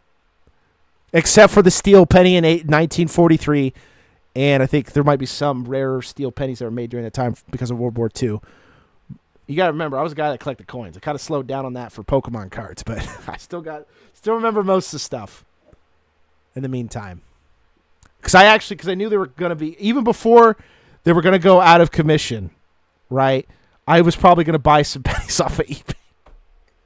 I talked about that before. I decided to invest in Pokemon cards, that I did because also my brother-in-law for his childhood, and they already had the cards, like the Charizard base 2, which is worth 200 some right now, ungraded, let alone graded, which is worth hundreds of more.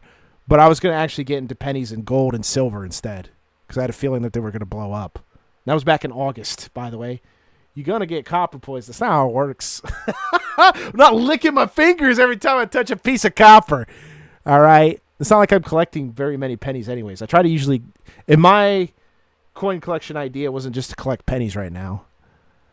I don't think it's going to be that bad right now. I mean, some people probably bought into the hype on eBay and other websites of just trying to get some or exchanging them at the bank. I don't know. Yeah, but I'm saying, the price of even the rarest metals aren't that great anymore.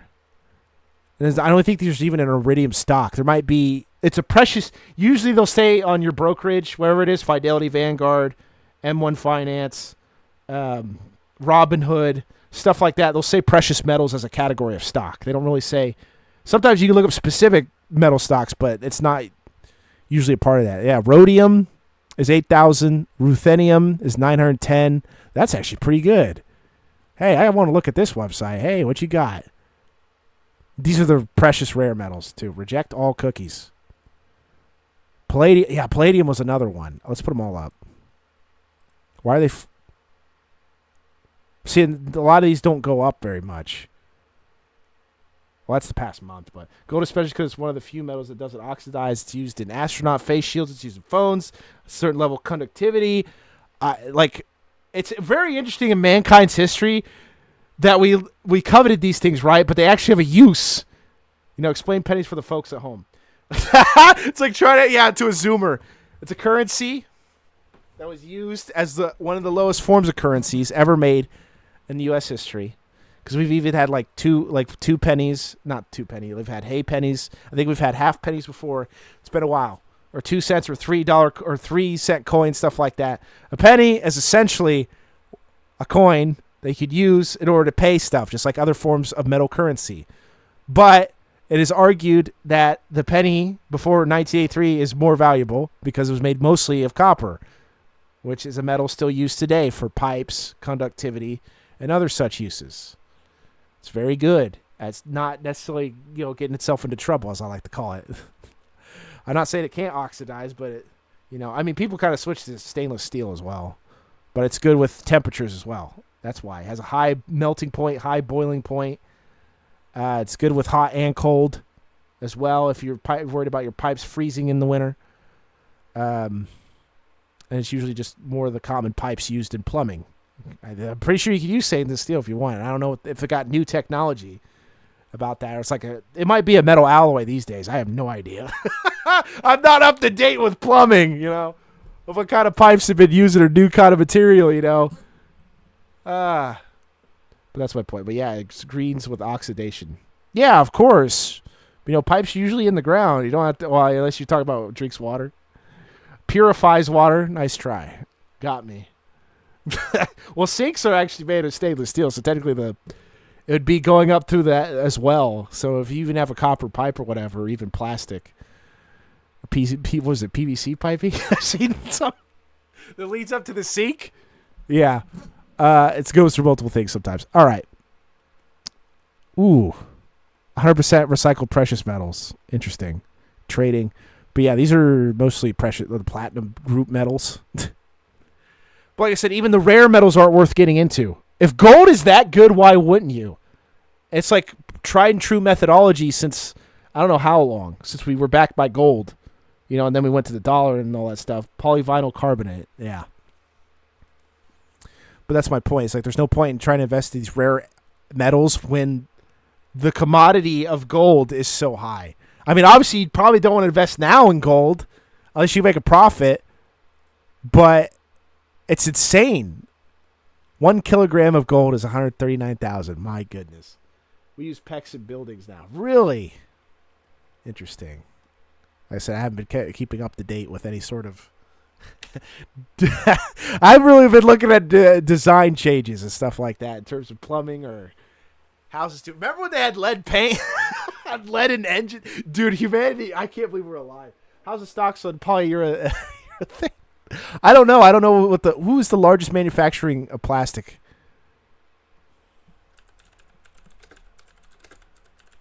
I got you. Anco, what? I don't recognize these names unless they're like for, because I recognize brands like the Tupperware and stuff like that. I don't recognize. Oh man, this is back in September, dude. I don't really invest in plastic stuff. Oh, ExxonMobil, I reckon. Oof, this is a plastic company, dude. Ooh, yeah, I don't. Oh, I guess well, that was April, wasn't it? No, that was August. Okay, dude, they were $100. Oh, that's nothing. They barely gained anything. This was oil and gas. I knew that, but like also plastics. Damn.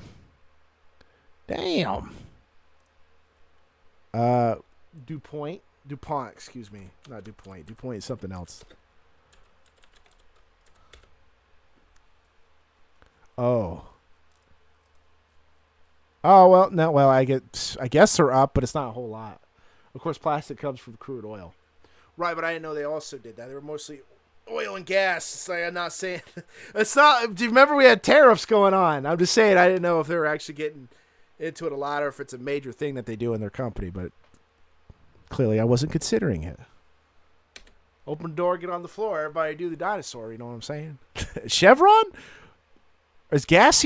Well, no, actually gas is, for most states, I think gas is down right now, isn't it?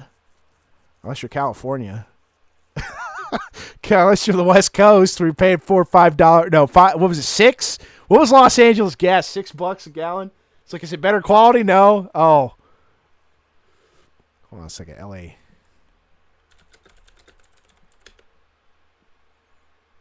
$4.50. Okay, so it has dropped. When it used to be $6, what the fuck, dude? California gas prices are insane. Like the nation's average is 2.8. Well, obviously they have a higher income. I get that, but you're paying more for gas that isn't better quality. Is my argument. That's pretty much it. It's not about making more. It's about buying a better product. You know, is it really that much better than where you'd buy in, let's say, what, Maine, Florida? Yeah, dude, man, it just makes you want to vomit. Yeah, a month ago, 4.6. Dude, 5 for... No, that's premium. Yeah, it was 6.43. Oh, that was 3 years ago. It's... Dude. Can you guys imagine paying... Wait. Hold on, I got one. I know. Bruh. All right, I'm moving to Colorado. Yeah, I think I'm moving to Colorado. Yeah, I think... Bloods and Crips map. Yeah, well, it's to show. It's funny because it looks like a Republican Democratic map. That's like, this county is clearly Republican, this county is clearly Democratic, but I don't think that's what it is. I mean, it might be a correlation, but all right, okay. You guys have been getting away scot-free. We need to stop this. Nope. You don't get to have good gas prices. I don't care how mile high Denver is. That's bullcrap.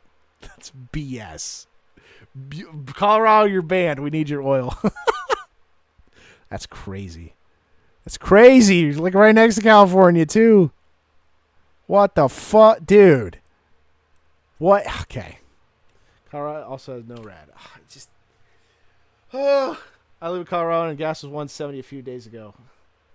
You can't see it, but I'm flipping you off. It's not even your fault, but congratulations. I'm happy for you. Yeah, they are talking about it. Yeah, there's Reddit post here and Twitter, too.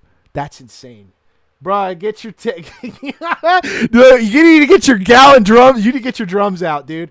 Austin, you get your drums out, man. You need to get your truck, get your RV, whatever. Pull up a ramp, roll those barrels, or put them on a dolly. I don't care how you do it. You need to get your drums out and go to the freaking gas station. Start pumping it. Dude, I don't think I've ever seen someone use a drum to pick up gas. That's insane. That makes me laugh more. Oh, my God. PlayStation 6 handheld leak. What? Are YouTubers claiming that it is? Are you serious? This was 2 days ago? You smoking crack? Dude, I can't believe we're trying to revive mobile. I worked at a junkyard and we used to do that. Yeah! Dude, it's a perfect. Talk to that junkyard. Tell him, hey, man, you got any more of those drums that we used to have? Go! Holy crap, dude. Gas under $2. Is it 2000 again? Is it 95 again? Dude. There was a PlayStation 6 leak. I never even talked about that, but there's a handheld. What are they doing? Are you smoking crack? PlayStation Switch is real. We do that on camping trips too. 55 gallons of fuel. Holy hell, dude. Holy crap. Less than $100, dude. Less than $100 for 55 gallons of gas. Could you imagine? Could you? Well, I mean, you don't have to. You could do it right now. It's not a dream. It's a reality for you guys. Congratulations. Absolutely, man. Definitely get it while it's good if you need it. I mean, it might get better. I have no idea. You guys are just like extremely lucky. Like, holy California wishes. I think dude, begging. Alrighty. PlayStation 6, don't. Like, okay, so now we're getting the Steam Deck, or we had it. Steam Deck, the Switch. I can't believe we're reviving the handheld market again, or trying to. But there's also the Steam machine, so it kind of negates the whole point of the... Well, I guess it's correlated with the Steam Deck, but still. I don't drive, no idea, no impact. Well, you use gasoline as a fuel for most other things, you know. You don't have to drive a thing to use it. A mower? So there were some gasoline mowers. Some kerosene motors, I think. Ugh. Okay. Anyways, what else to talk about? I don't think I got much else. I didn't even think I was going to talk about stocks today. But I was related to the technology sector of the world right now. That's booming. Look at, Interstellar Comic Atlas. Talk about normal things, they say. Wait a minute! The last pennies ever minted in the U.S. were auctioned by Stack's Bowers Galleries on December 11, 2025, fetching over $16.7 million. Oh my God. Oh my goodness. I'm sorry, guys. I have nothing to contribute. I'm not smart. No, we just talked about the last pennies minted. My idea wasn't wrong, but I was at the wrong location, clearly. I should have scooped these up. We're at war with Venezuela. You call that a war? I thought the other side had to compete. At least fight back. Talk about gangster SpongeBob views in 2008. You only say that because Big Boris's profile picture. Dude, that's wow. $60.7 for pennies, by the way. For pennies. Man, well, to be fair, I mean, I collect Pokemon cards. I can't really... That's a commodity. I understand that, you know, but that's insane. $16.7 million for a penny? For 232 3-coin sets. Well, how did you verify that it was well, obviously the government must have gave it to him or some billionaire. How does that work? They were clearly handed to them, right? Ooh, okay. Well, you better find some. Well, maybe the bank idea was a good idea. Go to your local bank, ask for a roll of pennies. Hopefully, they're from 2025. Oh no! Wait, each including a unique 24-karat gold uncirculated penny. Ooh. The Treasury Department and U.S. Mint decided to create the special. Yeah. Right. Okay. Followed the order of president. Okay. Yep. Dude, I've heard about the stoppage of pennies for so long. I wanted it. It's like we don't need the penny anymore. We're wasting copper, is all I'm saying. Right? Or not just copper, tin. Tin and nickel. We're wasting that. It's like we don't need the penny anymore. I think you overreacting. Pennies aren't worth that much of hoopla. Relax. I think you're overreacting at me that has a penny that's worth millions and don't even know it. Yeah, noting that each 1 cent coin costs 3.7 cents to produce. All right, chat. We're working on the nickel next. It's way too large. It takes up too much nickel. Rich people really rubbing it in right now. I know. They really love it. They really, really love it, dude. Oh, wow. They even sent them to the coin grading service. Professional coin grading service. That's where I'm going to send my stuff eventually. Because obviously it costs money to do so, but I'm probably going to send my cards to PSA because it's usually the most popular brand. A lot of people buy from them. But that's probably where the company I'm going to send my stuff, or company, whatever, the the grading company that shows you how good of a grade your coins are. I'm trying to find the ones that are the best graded, but that's insane though. 60.7 million for the last 3 sets of pennies. Who knows? You go to the local bank and maybe it'll work. Probably you can check eBay if you wanted to. That's insane. Wow. Rich people absolutely rubbing it in though. A piece of history, I guess. I would laugh if the next president after Trump's like, we're going to reinstate the penny. And it makes those pennies, I wouldn't say necessarily useless, but they're not probably marked down in price. That's probably not going to happen. Okay, well, I'm just saying, I think, holy, how much? Oh, you know what I got? I got an idea. Watch this.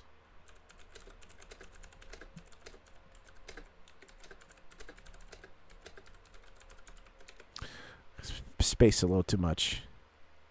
Okay, it costs the U.S. Mint significantly more than 5 cents to produce a nickel, with recent estimates placing around 13. Oh, it's time to get rid of the nickel now.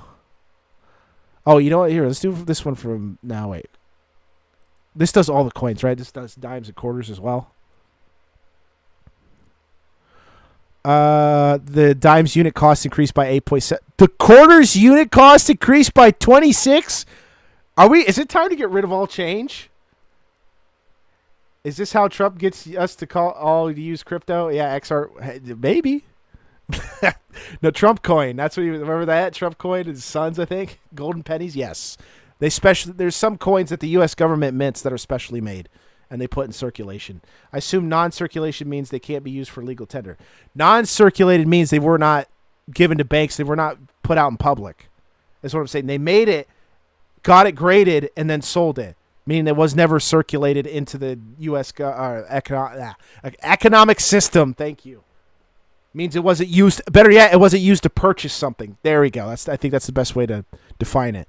It was not used for the purchase of any item, nor was it given to banks and stuff like that. That's what it means to be non-circulated. However, not all mints release their production costs, but it's still insane, though. Dude, I didn't know. I knew the penny was, not necessarily rough, but I knew it cost too much. I didn't know the nickel was even more than that, and the quarter is even more insane. Damn, dude, it's time to get rid of the currency. I think. Dang. So it's not actual currency then. You will look on a dollar bill. What does it say? Reserve note. Federal Reserve note. It says legal tender, right? It's not the same thing. Back then, since we're on the gold system, it used to be an exchange of money. You would hold the dollar in order to get coins, gold, silver, whatever. But then that just became the legal tender. That's why it says on the dollar Federal Reserve note. Right? In order to exchange for real money or whatever. They use it for exchange of goods as well, eventually. But we were usually on a metal currency for the longest time.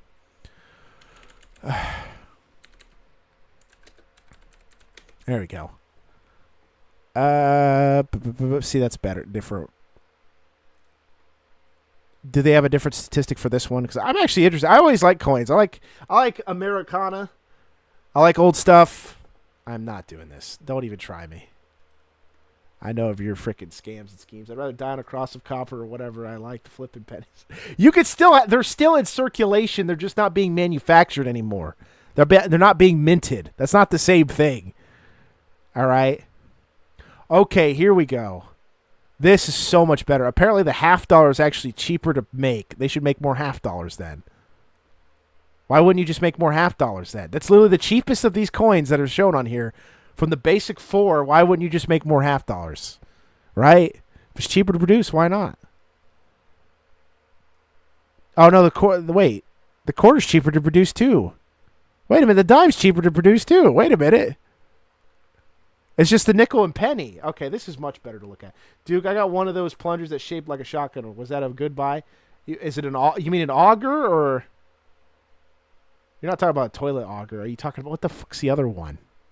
It's not. There's an auger where it's like you twist it, because it's usually to get rid of toilet paper and clogs in your toilet, right? Where you snake it down, where you twist it down, and then when you twist, the toilet paper gets wrapped up and helps the water go through. But you're talking about plungers, though. Like a legit shotgun? That's crazy. I'm talking about something else. I'm talking about more advanced stuff. You literally said plunger. You didn't say auger. You didn't say anything else. Well, I see new pennies that smell of fresh copper and have Abraham. When? You haven't smelled fresh copper since 1982. Boris, there's barely any. The smell you're smelling isn't. I don't even think it's copper. It might be more tin and nickel. You realize the modern penny is barely made of copper, right? Boris, please. Boris. It's more like, what is that? It's actually more like in the human skin interacting with. How much pence does it take to make a pence? I have no idea. I don't know what the cost is. But it's actually not more expensive to make a dime or a quarter then, by this statistic. It's just nickels and then I would copper scented. Yeah, maybe. I guess. Let's see. Alloys that make up pennies. There you go. All right, U.S. pennies have changed composition with modern ones since 1982. Okay, so it's 1981 and before. Excuse me. It was before 82, not before 83. Before 82, I was 1 year off. Very important.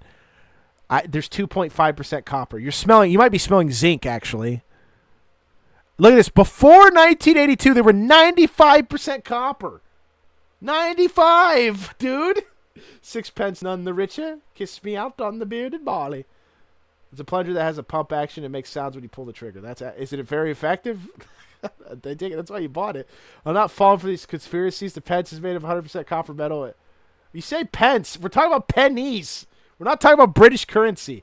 954 pennies. Add that. Yeah, it's before 82. Look, they even have years. I use this. Yeah, that's what I use as well. Before September. Oh, no. It's before October of 82 specifically. But how would you even know? It doesn't say the date. Like, it doesn't say October on the penny. You just have to guess. But like I said, copper-plated zinc. 97.5% zinc, 2.5% copper. You can also tell in the difference of weight as well. Oh, yep, zinc-coated steel. The steel set from 1983 during World War II. Bronze. See, this was technically bronze, right? Because that's what copper and tin is. I learned that from RuneScape. You think I wasn't around then? Yeah, because you're clearly out of your mind. I'm not saying you couldn't smell pennies from back then, but I think because if you haven't noticed lately, if you ever gotten changed or bought something, you'll probably start noticing more new pennies being around, not old ones. As a guy who literally was sifting currency for a year and a half, I still do, actually, from time to time. Thanks, bro. I'll be sure to keep that Wikipedia chart up on my fridge. Remember, my egregious mistake, you better. Well, you don't have to. Chart on your fridge. Yeah, you mean your electronic fridge that has internet access, so you just click on anytime you want. Just pull up the tab. Pull up the tab. That's my point. But the weight has reduced both in grams and grains, obviously. So you could tell if you actually have a proper scale. Put it down. And weigh it. I know, the wheat pennies too were kind of cool. The gilding metal. Shout out to gilding metal. Yeah, brass, which are much higher copper content. Nice. Bronze. Yeah, I usually get. My parents have a bunch of these, the wheat pennies. I try to help collect for them. Try to find some in very good shapes. The Samsung's refrigerator with the tablet on the door. Yes, I think there's other smart fridges out there as well. Dude, coins are awesome. They're like a great piece of Americana, in my opinion. And especially centuries old Americana. The brass penny. Why is a penny always United States? Because we use it for other things? I don't know. Probably because nickel's pretty cheap to get, I'd say. Jack in the Box closing. More flu influenza. Aurora forecast. Amazon delivery driver steals cat. Brazil Statue of Liberty replica. What the fuck? Brazil is new America? How come they discontinued the Subaru Brat? That needs to come back. AMC needs to come back. First of all, let's talk about America, Austin. The American Motor Company needs to come back. We need the DeLorean, the Javelin, and the Rabbit, if I remember correctly. Or no, the Gremlin, excuse me. The Gremlin. We need the DeLorean back, the Javelin, and the Gremlin. AWS East goes down and you can't get into the fridge anymore, rip ya.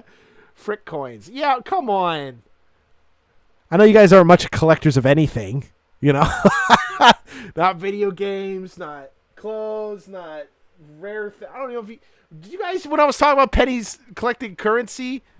They even talked about it. Like you guys don't really collect things. There's not a lot of people here, but I don't know if you guys are even collectors. Aurora Borealis at this time of year in this part of the country, localized entirely in your kitchen. Why are 1999? What? Why is it 19? What the fuck? Yeah, minting errors. I rarely see minting errors. They're super hard to get. I feel like some of the ones I've gotten are, but I'd have to get them verified. Because the way they struck the penny is like offset, which obviously makes it worth more. I get toys and Marvel books. What Marvel books? Like, wait, like, did we talk about comics on stream? Did we talk about the value of comics, like Superman, the first issue of Superman? Or not Superman, it was Detective Comics or whatever. Along with collecting television. Well, to be fair, you do collect CRTs and TVs overall. Plasmas as well.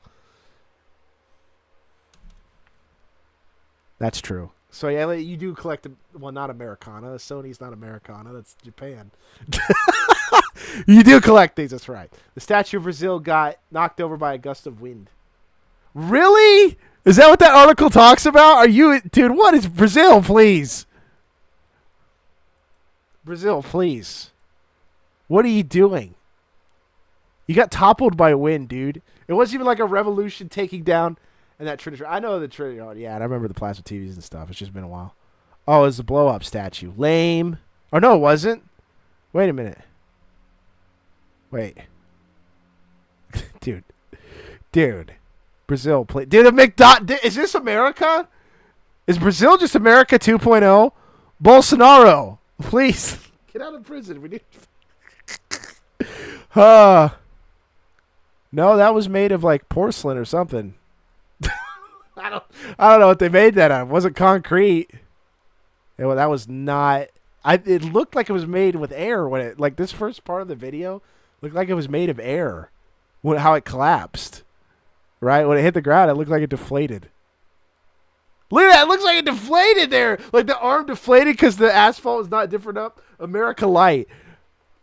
I mean, I know other countries have restaurants, but it's insane to have a replica Statue of Liberty right next to a McDonald's. Only in Brazil. Only in Brazil.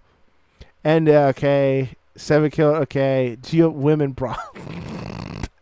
The GOP's women problem. Is this Wall Street Journal? No, it's the New York Times. That's not very liberal of you. That's not very progressive of you. Venezuelan expressed anger at Trump's oil tanker blockade. What the did you expect? Bruh! Trump also just said, not just the marijuana thing, on the other side, Trump also, I think, signed an executive order or law that said that fentanyl was a weapon of mass destruction. That might as well be Las Vegas. I was like, yeah, like, what the hell? Dude, Brazil's not doing that great either. Dude, who's the president of Brazil? It's not Bolsonaro, isn't it? He just got prison. Who the fuck is this guy? Didn't they... Bolsonaro was the guy that was doing the revolution, right? The coup. Left-wing Workers' Party. All right, you're banned. Lula. Yeah, I can look it up. It's fine. I'm fine with looking up with this. This is not like knowledge of like, yes, I need to know this. Why would the Brazil... fuck. Brazil, you better watch out, man. You better stay in your lane. That's all I'm going to say. The Statue of Liberty isn't the only thing that's going to fall. Lamau. Fratricidal war. Okay, you're going a little off. Venezuela's been crap for years, though. Remember, dude, that article where it said RuneScape gold was worth more than the Venezuelan currency is some of the wildest things I've heard in economic history, right? Besides the 2008 housing crisis, and this is up there. Might be some of the most insane things you will ever hear in your life. Why is it not refreshing properly? Yes, Venezuelan gold farming is so insane. Oh my god, this is video game related, dude. Oh my god, this was the pandemic. Brazil, you better watch out. You better not cry. You better not. I'm telling you why. Because Trump is coming to town, dude. He's bringing some coal. It's also known as an F-16 Raptor. B-52 stealth bomber. Regime change, baby. Yes. Allow players to earn real money by selling in-game gold for necessities. Yes. They were RuneScape farming. Why are RuneScapes hunting down Venezuelans? Holy hell, dude. Oh. Dude, it's so insane. Like Venezuela. Oh my God, man. Oh yeah, Venezuela, the hyperinflation. Yeah, 2016. Yep, it was dude. Oh, we lost a viewer with the mention of RuneScape. Yeah, well, this is related to gold and currency of South America, as well as video games. It's insane. I mean, it's illegal, but they literally were doing it to survive. RuneScape's trading market suffered an economic crisis due to the reduced number of goods as Venezuelans could not access the game. And it's such an impact. Let's give 40 billion more to Argentina just to be sure. Okay, listen, I'll make a deal with you, Austin. If we give 40 billion to Argentina, we got to give 400 billion to Israel. I'm sorry, that's just how it works. If we're giving it to one country, it's got to go to Israel too. Sorry, bud. That was written in the contract. That was promised to them over 3,000 years ago. Don't you understand? Panera Circle Back meal. That's always that, dude. This was so insane. $450 by gold farming and RuneScape is like, it's so out there. We consistently had 5 years while schizoing over stonks. Yeah, because schizoing over Venezuelan gold farming and RuneScape, I'll take that deal. For real? You're not even Argentinian or Israeli, are you? You got dual citizenship? You part of the tribe? Sephardic, Hasidic, Ashkenazi? Shalom, brother. Oh, that's insane. All right. Let's see. What's some other topics I could talk about that I didn't? I always never mention this. I play old school RuneScape. I kind of do now, not really. You know, it's just something to look at to see how the market is. I don't know. There's like this level, like, it's not autism. It's like mathematic curiosity of how much market manipulation. Like, there's correlations. I'm recognizing patterns. Like RuneScape, the real economic market. You know, the market's a big game currency. I wouldn't want to be accused of anti-Semitism. All right, that's fair enough. He's a Mossad spy. Venezuela's paper currency is worthless. Dude, that's insane. Wait, hold on a second. It's so funny. We joked about... How many times we joke about fentanyl, and the one time something actually happens with fentanyl, we almost never talk about it. That's insane to me.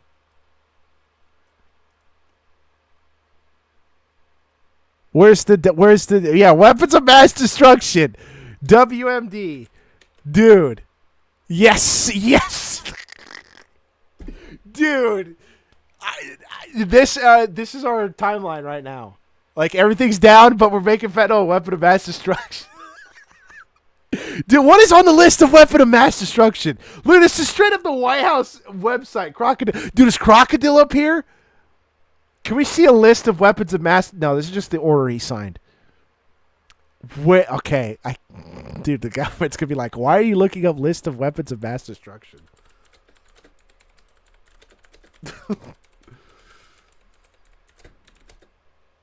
There you go. Okay, yeah. Where we go? Dude. United States... Okay, is that going to count it? Like, comparing fentanyl to an atom bomb is something else, I gotta say. Dude, you just don't have a list? I literally said list of. There you go. Homeland Security.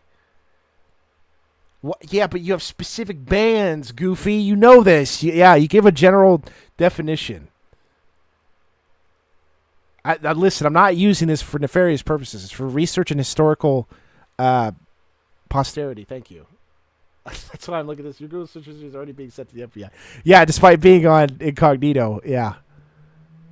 Where is it? Where's the declassification on nuclear weapon safety? I don't want to read that. That doesn't sound good. Okay, here we go. We got some specific names. We got specific names here. ICBMs, which are intercontinental ballistic missiles. Submarine launched ballistic missiles. Bombers, B-2 Spirit, the B-52 Stratofortress carry bombs and cruise missiles. I don't know about the B-52. Educational purposes only, correct. Warheads, nuclear gravity bombs. Chemical, like Agent Orange, I'm pretty sure is in there.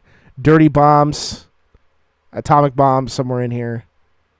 Why couldn't you get? Well, I just don't like. I know we've already been here. Okay, here's a better one.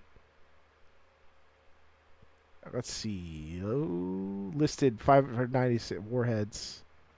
Land-based ice. Do they have specifics? Aren't they? Didn't they use? No, that's the Stratofortress. I'm thinking the B-2 bomber, not the B-52. Excuse me. Biological weapons. Is there any new ones? Anthrax. Yup.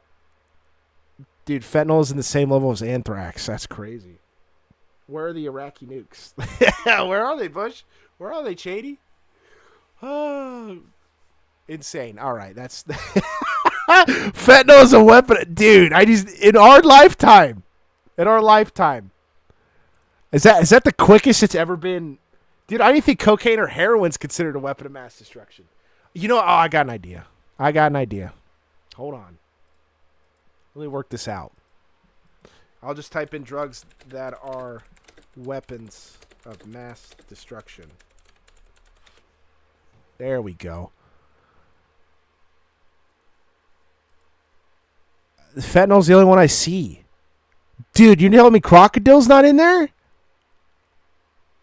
I literally typed in drugs that are weapons of mass destruction. They keep saying fentanyl.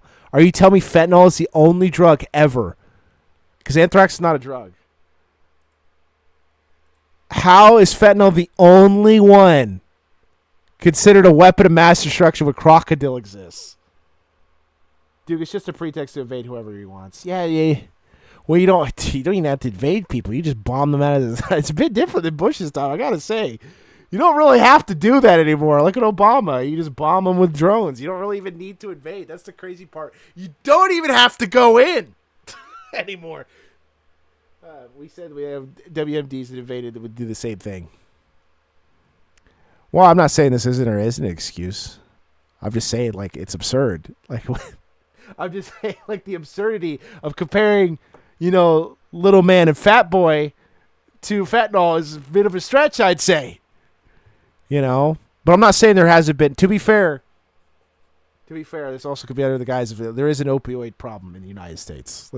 Fentanyl has been a problem for a while, and obviously, he's trying to get his and maybe help the U.S. We'll see.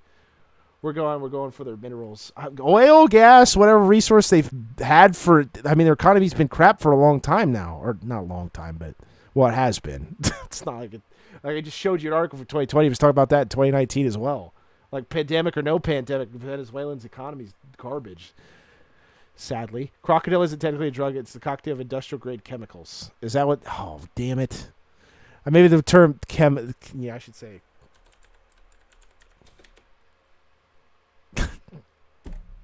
Oh, it is a drug, yeah. But none of these are officially classified. Crocodile's a street name for extremely homemade injectable opioid. Oh, another opioid? Wow, fentanyl, crocodile. Wait a minute. Yeah, but they cut drug rehab funding earlier this year. Uh-oh. Well, isn't the idea, even if you were going to evade, an excuse to evade the country, that you also stop it from getting in your country too? Or do you think they're profiting off of it? I always thought Trump was more of a real estate guy. But crocodile is not it's also another opioid. I guess it's not around very often, though, to be fair. Fentanyl's in bunches, dude. Whoa, you want to look up fentanyl statistics? Might as well. Because I don't know when the last time I'm going to stream. This is certainly... statistics. Let's see. Let's look at some drug. Ooh, what you got? What you got for me? From the CDC. Let's see how truthful this is. Okay. Months ending provisional counts of drug overdose deaths in the United States. Oh, my God. Okay, 100,000? That's not too bad. It could be worse. Oh, they got it by state? Holy hell. Bruh.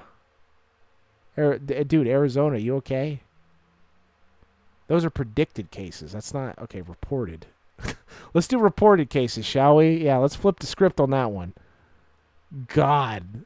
I mean, that's not... I thought it'd be way more than this. I thought we were millions by now. Dude, fentanyl's been... How long has fentanyl been talked about? Like a day? It was before the pandemic that was getting big, wasn't it? It was like the first... Yeah, look at that. No, I guess it was at the end of Obama. They didn't really bring it up a whole lot. Like I said, you could tell during the pandemics when it blew up, right? Oh no, that was Trump that was really starting to kick off. It was under Biden in the pandemic is when it really blew up. Screen is cropped. Is it? My bad. Yep. It's probably cropped to where you can't see it properly. Hold on. There you go. There you go. Just scoot that over for you. And that's from September 7th. Dude, 100,000 though a month? Wait a minute, that's 100,000 a month. Wait a minute. Oh, it is in the million. Oh my God. Dude, that's more bankruptcies than divorces. Dude, wait, I just realized this is monthly. Oh my God. And these are deaths. These aren't even cases. These are reported deaths due to fentanyl. Oh my God. Oh, I mean, it's gone down though. I decide. Wait, that's from April. Dude, it's got to be in the 60s. It's got to be probably around the beginning of Trump's first term then by now. Or close to, if you do the math on it, or at least down here. Dude, it must... Holy hell. Is that 1 million deaths a year? Almost? Hold on. It was. But this was in 2023. It's clearly been going down. I'm not... yeah, we're under 1 million deaths a year. That's pretty good.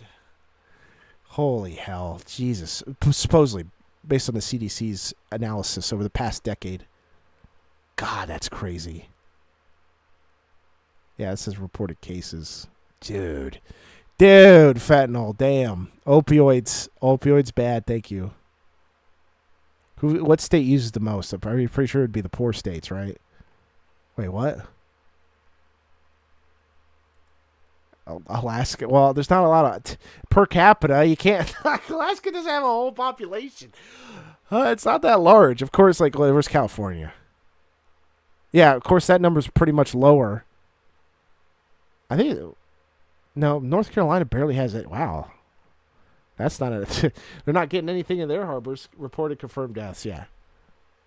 You gotta look at the large states like Florida. Florida, that's a crazy stat for such a large state. Where's Texas? Dude. Dang. It's actually crazy how close they all are, though, isn't it? Wow. But drug overdoses have been going down based on the CDC's reporting here. Source? Ourselves? I like it. Ourselves? Source? Ourselves? Those references, though. To ourselves? Mortality public. Wow, they got... Holy hell, they got all the mortality death rates? Up to 2023. Interesting. Why have overdose deaths decreased? Leading cause of overdose. Well, Massachusetts is really bad. Wait, let's go back to Massachusetts. Back it up.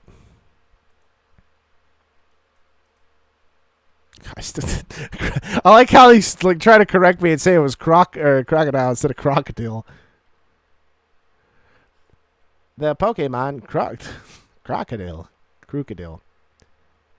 Dang, Massachusetts is really high. Holy crap. That's a larger populated state, too. It's got like... Oh, that's Minnesota. Whoops. There we go. Almost 100. That's pretty bad. It's up there, definitely.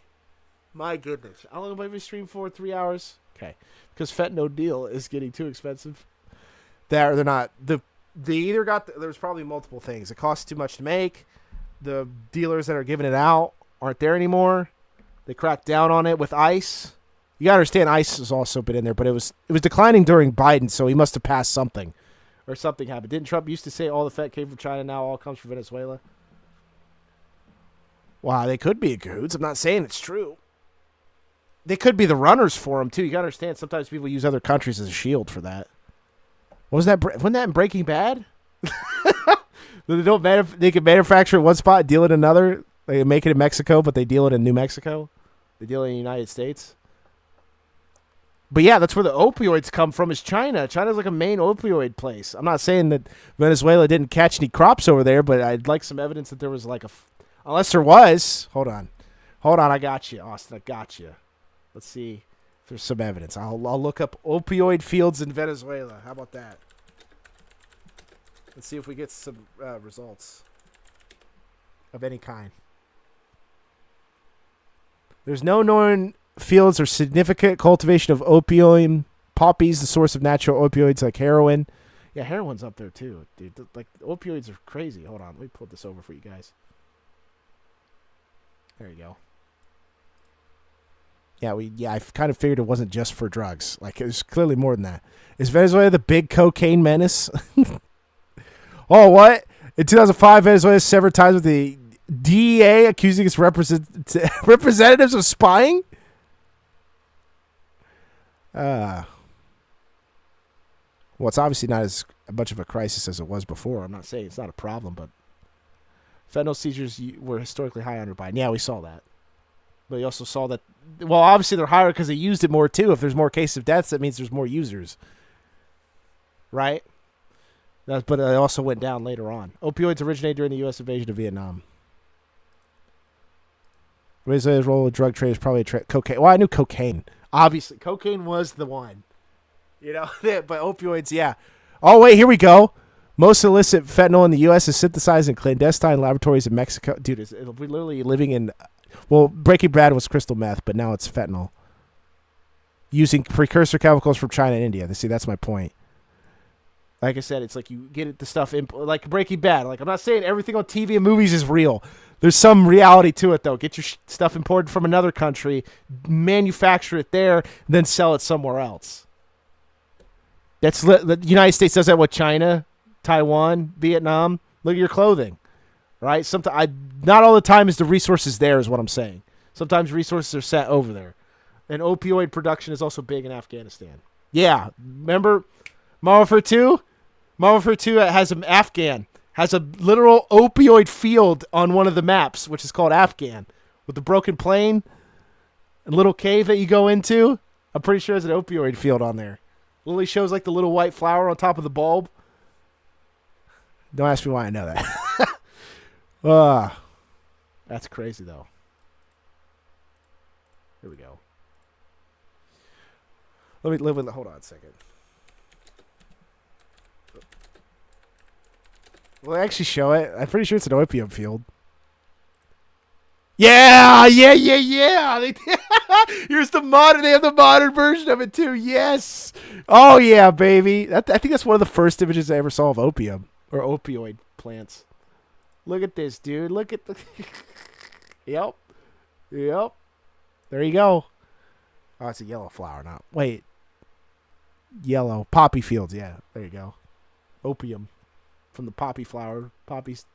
Yep. Herb. Yep. Thanks, Call of Duty. Thanks, Reddit. Where's the 2009 one? How do you not have the Afghan map? I didn't spell it wrong. Yeah, it was right over here. You turn left and there's the little field pocket in there. There it is. Dude, there it is. Yes. Dude. You see it on the screen, right? Hold on. Nope. Hold on. I'll push it over. I got it. I got it. There you go.